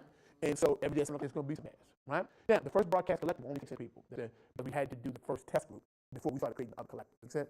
So the first collective is only people because you guys in the first example, okay? So we cut right to the chase. So people are like, well, what is it cost to be collective? Well, very simple. There's a $997 setup fee. That's it. $997 fee basically is covering your videos and getting stuff done, right? The technology running the system. And then afterwards, it's $97 a month. Reason being, why is it $7 a month? Because there needs to constantly be money in the pool to constantly keep promoting your videos, right? And that it's a snowball effect. Well, they used to say the thing called, everybody heard about the snowball effect. Well, that was last year's information. Now we're talking about the avalanche effect. Snowball effect is one ball. But what happens when everybody got a snowball and they roll it in the same shit? Well, that's an avalanche, right? And so, essentially, today when you leave here, it's something where, beside these for you, you go see Shay. Say, hey, Shay, I want to do this, right? It's the thing I want to tell you. You won't hear me mention this, but listen again, because I don't need you to be sold. I need you to not, I don't want you to just choose us. I want you to choose you. Do choose you today. You know, did you choose for your business? Did you choose for your outlet? Did you choose for your service? Did you choose for your destiny? Did you choose for your legacy? Does that make sense? So with that being said, everybody go back to the seats real quick. So you find on it. Yep. We ready? We ready? Go break? Yeah. Yeah, I got you. Yeah. All right. So here's the thing. These collectives, right? These collectives, the reason why it was important for you guys to be here is because these collectives, we knew that working together works. And we knew that we had to move beyond collaboration and we had to move into collaboration. And collaboration means that when we network our resources together in such a way that it creates a universal benefit for all involved, but that benefit can be extended beyond the people involved, but be extended to the people served. We did BlackCEO. Interestingly enough, Shay and I didn't speak at our own event. People thought that was crazy. Like, how you run an event this size with this many people not speak at our own event? Many people didn't even know. There are people in this room that said, we didn't even know you guys were behind BlackCEO. Here's the reason why that's the case. BlackCEO is not Shannon, BlackCEO is you. Every single person in this room has a right to BlackCEO. We just have stewardship over it. So BlackCEO is you. BlackCEO is you. BlackCEO is you. So when you stage and when you get off a conference call and you get off a webinar, you know, leave that stage, tell them BlackCEO out. Let them know it was a BlackCEO in the room. A BlackCEO that microphone. Oh, just gave that message. A BlackCEO made a difference in their life. Because essentially, if you want people to know about the difference that you can become, tell them a BlackCEO. As a BlackCEO, I'm apologetic about the cultural expression that we represent in the marketplace. And to that end, I tell each person, each place we go to, that you just as much right to BlackCEO as I do. And leave those stage, tell them. When they ask me BlackCEO, I look to the next person and say, right there. Who's BlackCEO? Right there. No, I thought you thought wrong. I'm just one. I'm just like the rest of you. Everybody get that? So it's yours. Last but not least, Kevin will be heading up the BlackCEO Arkansas chapter. Right? Yep. Give him a round of applause. You know, people clearly have to choose the vice president. So if that's one of you want to volunteer to be vice president, see him today, right? And one of the things I will tell you is he will need all the help, right? And whenever a BlackCEO event goes on, there'll be one every month. There'll always be one every month, whether it's somebody's basement, whether it's in a library. There'll be one every month. But when you go, let this be the model for how it should go down. What I mean by the model for how it should go down. There should always be vendors who have an opportunity to offer their wares because it should be a place where Black is distributed, right? Secondarily, it'll also be a place where Black knowledge is distributed. That we don't want to separate the knowledge from the product no more than we want to separate product knowledge. So two things you know when you go to a BlackCEO event, that one is full of knowledge, and number two is going to be full of products and services. So when they go to a BlackCEO, come to a BlackCEO event, they know, hey, they're going to get some learning. They're going to really learn things that take us to the next level. And don't let that learning be limited to just, we've had one of the most popular trainings inside of BlackCEO right now is the Black Meditation Group. What inside the BlackCEO, like that group popular one is the Black Wellness Collective. Really interesting. People who are basically on and doing physical training for BlackCEOs all around the country virtually. So don't limit your ideology to just things that are related to business, like economics. You know, that's very important. Where's my credit? Is she still here? Okay. Coming in a couple, we're going to be doing an 8-week series on how people fix their credit, teach them real time, and we'll teach them. At the end, if they want to work with that person, they get it. They don't sold. The person does what? Chooses. The person chooses you. That. So here's what I'm doing on the break. If you're interested in the BlackCEO Collective, right, in the coaching network, all you got to do is see Shay. Shay, raise your hand. Just go see Shay. The financial detail transaction is just a transaction. That's something worked out. You're interested, just see them. Second thing, there's some people when you hear my voice, you know that I'm probably the person that you're called to work with. And for those of you who, we have something what we call the Extreme Business Makeover for CEOs. And it's when you come in, and we have 101 employees, and they spend all day for 72 hours basically focused on developing business out. That means your marketing plan, your business plan, your sales plan. That means your PowerPoints, your speaking point, your product development, your brand narratives. For those of you who want to write books, all stuff is done within the 3-day Extreme Business Makeover. We take less than 10 people. I think the next one is due in August. I think they only 2 slots left anyway. If that's you see Shay, say, hey, I want to know a little bit more about their makeover. We won't discuss any prices or anything until we determine that you are the right fit. Because it's one of those kind of things where if you only take people, you have to make sure that the person is right fit. And what we're looking for is what is your commitment to the purpose of your business, not what is your business. Right now, we are the #1 producers of African-American experts in the country. What does that mean? You know, think of it like Janet Jackson and Jenny Jam and Terry Lewis. She sang the song, they produced the music. You know what I mean? Every singer needs a producer, and every producer needs a director. Michael Jackson's great songs were not written by him. They were actually produced by Quincy Jones. You know what I mean? It's hard to see a picture when you're in the frame. So sometimes you need somebody outside of your frame to basically use and work with you. Some of you have some really interesting skills and some really interesting talent, and you may need some help better positioning that to go national. One of the greatest things that happened to us when Dorsey Frazier and Dr. Jolly helped us go national. right? And then it helped us go global. And sometimes, I'll tell everybody this, is that everybody needs something to break them in business and in what sense. It's like, Michael Jackson was broken down or Ross. You know what I mean? So everybody needs somebody to break them. And so you've kind of been fighting kind of that localized marketing effect, and you've been kind of fighting against the walls. Then, Shay is going to be the person you go see. That being said, as you see more and more BlackCEO events going, travel around town, go see them, go meet other people. You never actually know what's going to be taught. Even today, a lot of times, these type of conversations, these are conversations that we've taught in rooms. Everybody in the room has taught, paid $3,000 just to be in the room. So this is really about what is your big give back. And everybody should have their big give back. So when it is your day to take this stage, to hold this mic, to grace an audience, is what's going to be the thing that you get back. And not the thing that you're going to, but the thing that when they leave, when you finish leaving this stage, a person should leave with notes and things they can say, I learned this. You know what I mean? It can't be, I got this. Everything they get can only be gotten because they paid for it. That's a problem. First, when we give value, we receive value. That, it's a reciprocal value formula. What value did you give to the situation? Does that make sense? So, I'll leave you with this statement. Each one, reach one, teach one. Each one, reach one, teach one. Each one, reach one, teach one. Teach somebody something. With that being said, my name is Trevor Otts. See Shay around. Yep. And it's reminding me, for those who watching online, BlackCEO out. See Shay, we're going to play some music. And like I said, those of you who want to have private conversations about your business, where it's going to take it to the level, see Shay. You want to be the BlackCEO Collective. See Shay. If you want to do anything, do what?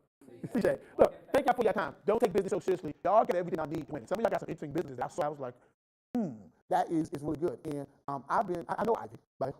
And I've spent quite a bit of time with her. And I've spent quite a bit of time with a lot of people in my econ network. I think you're very positioned how you position it, but I noticed that your team is all in. It's something very much about the way y'all are building. So keep what you're doing, right? And I'm going to pass it back to Kevin. Kevin will give us our instruction. But listen, thank you. Woo. By the way, take that stuff on the promise I'll give you that stuff, right? All you got to do is text BlackCEO word. All one word now, all one word. You text that to 240-428-6333.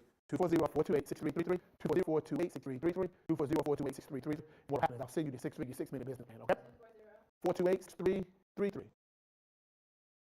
Hey, how you doing, Mr. President? Thank you, sir. Thank you. I'll be looking forward when we first meet, man. That'll be the 30th, that's sure.